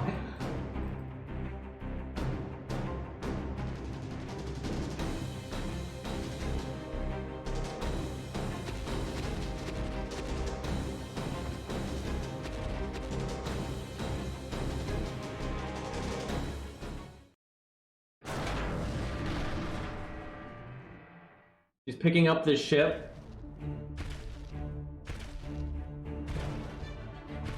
I mean, the ship's in pretty bad shape.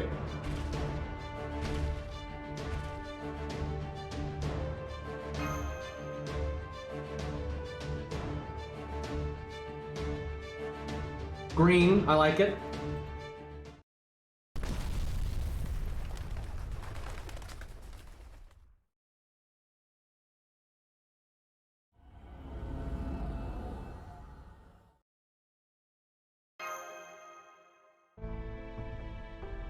So I guess Nemo's death didn't stick because of the time thing.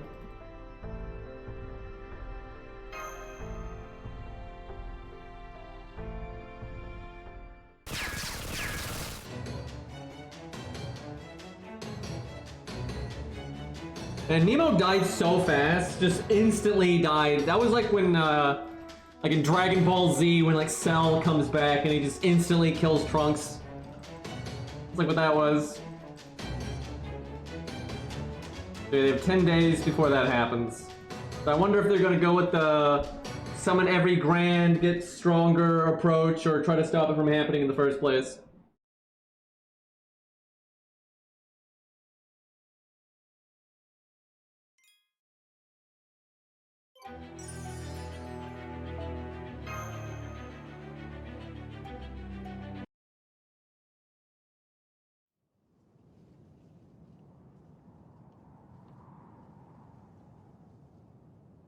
Is she still alive after getting punched in the face? Honestly, I'd been totally okay with it if she had just died there. That'd have been hilarious.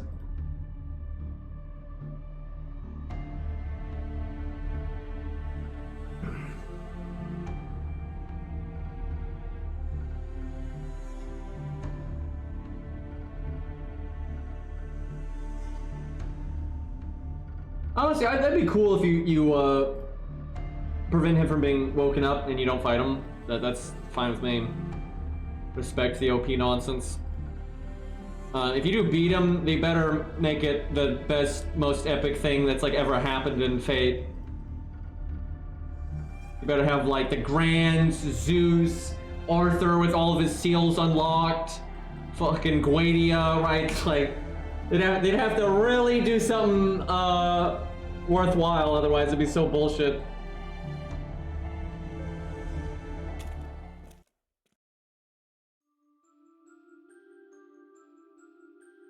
It'd be cool if like he like starts to wake up, you have a raid boss fight, and you have like all this crazy stuff helping you and all that, and then you don't beat him, you just like get him to go back to sleep or something like that. That'd be a hell of a lot better. But yeah, we'll see how they do it.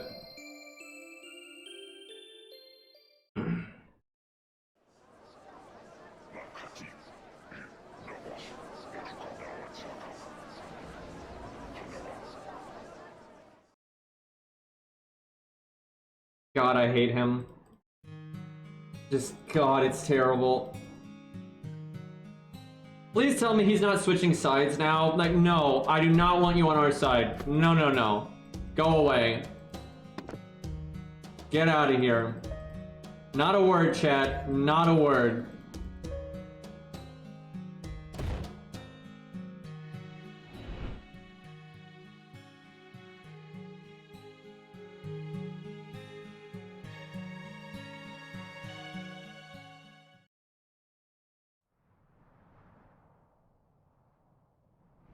Looks like an extra from Black Panther, yeah. Fat boy again. It's been a while. So I'm guessing he saw the future there too and is just like, fuck that. And I don't mean the bad guy, I mean Black Panther.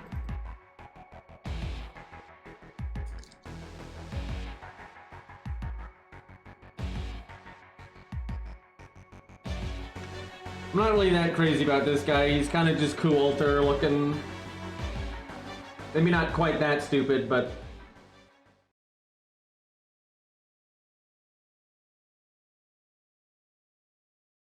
he is better, though, than Black Panther and...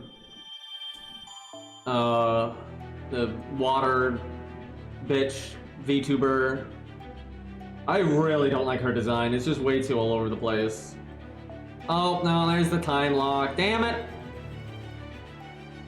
Bro, it's just getting good. Are they giving us 20 blue cubes? That does not bode well for good boss design. That does not bode well for good boss design if they're giving us 20 blue cubes.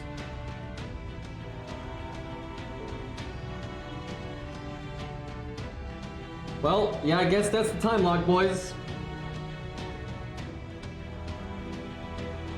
We don't know how long the time lock is. It doesn't say. Oh, you just have 20. I don't know why I put that there.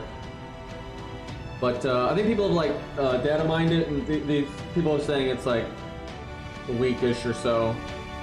But it might just be on New Year's, which that would make total sense if it's on New Year's. But yeah, we'll just have to see. Art Night starts tomorrow. Well, we'll probably play that then, because we're gonna have to wait a bit over here. December 31st, according to data mines. Yeah, I could see it being New Year's or the day after New Year's or whatever. We'll see. Well, it's exciting. It was so cool seeing Ort, dude. Glad they didn't fuck him up. What did Cairo think? But yeah, his design is almost exactly like the concept art. It's just his color is different. Which I wonder if they did that for like a reason. And like maybe if they show him in a Tsukihime timeline, maybe he'll have the other color. I don't know. We'll see. He liked it. He tried to turn it into a pig. Of course he did. I'm assuming that did not work. We can fuck around with Orto on my main. I'll just keep the stage available until the time gate is up. So we could mess around with like weird NPs doing silly animations, and also just seeing like how much damage how far people can get in a solo and shit like that. We'll have fun with it. But that is probably it for today, because I started the stream really late today. So yeah, I think we'll just kill it there. But thank you guys so much for hanging out. I really do appreciate. I know I bitched at a lot of people, but you know, most of those were just asshole drive-bys, and most of my chat is fine, and I do appreciate everyone. I guess tomorrow we'll maybe we'll fuck around with Ort, or we'll do Art Nights. I guess we'll see.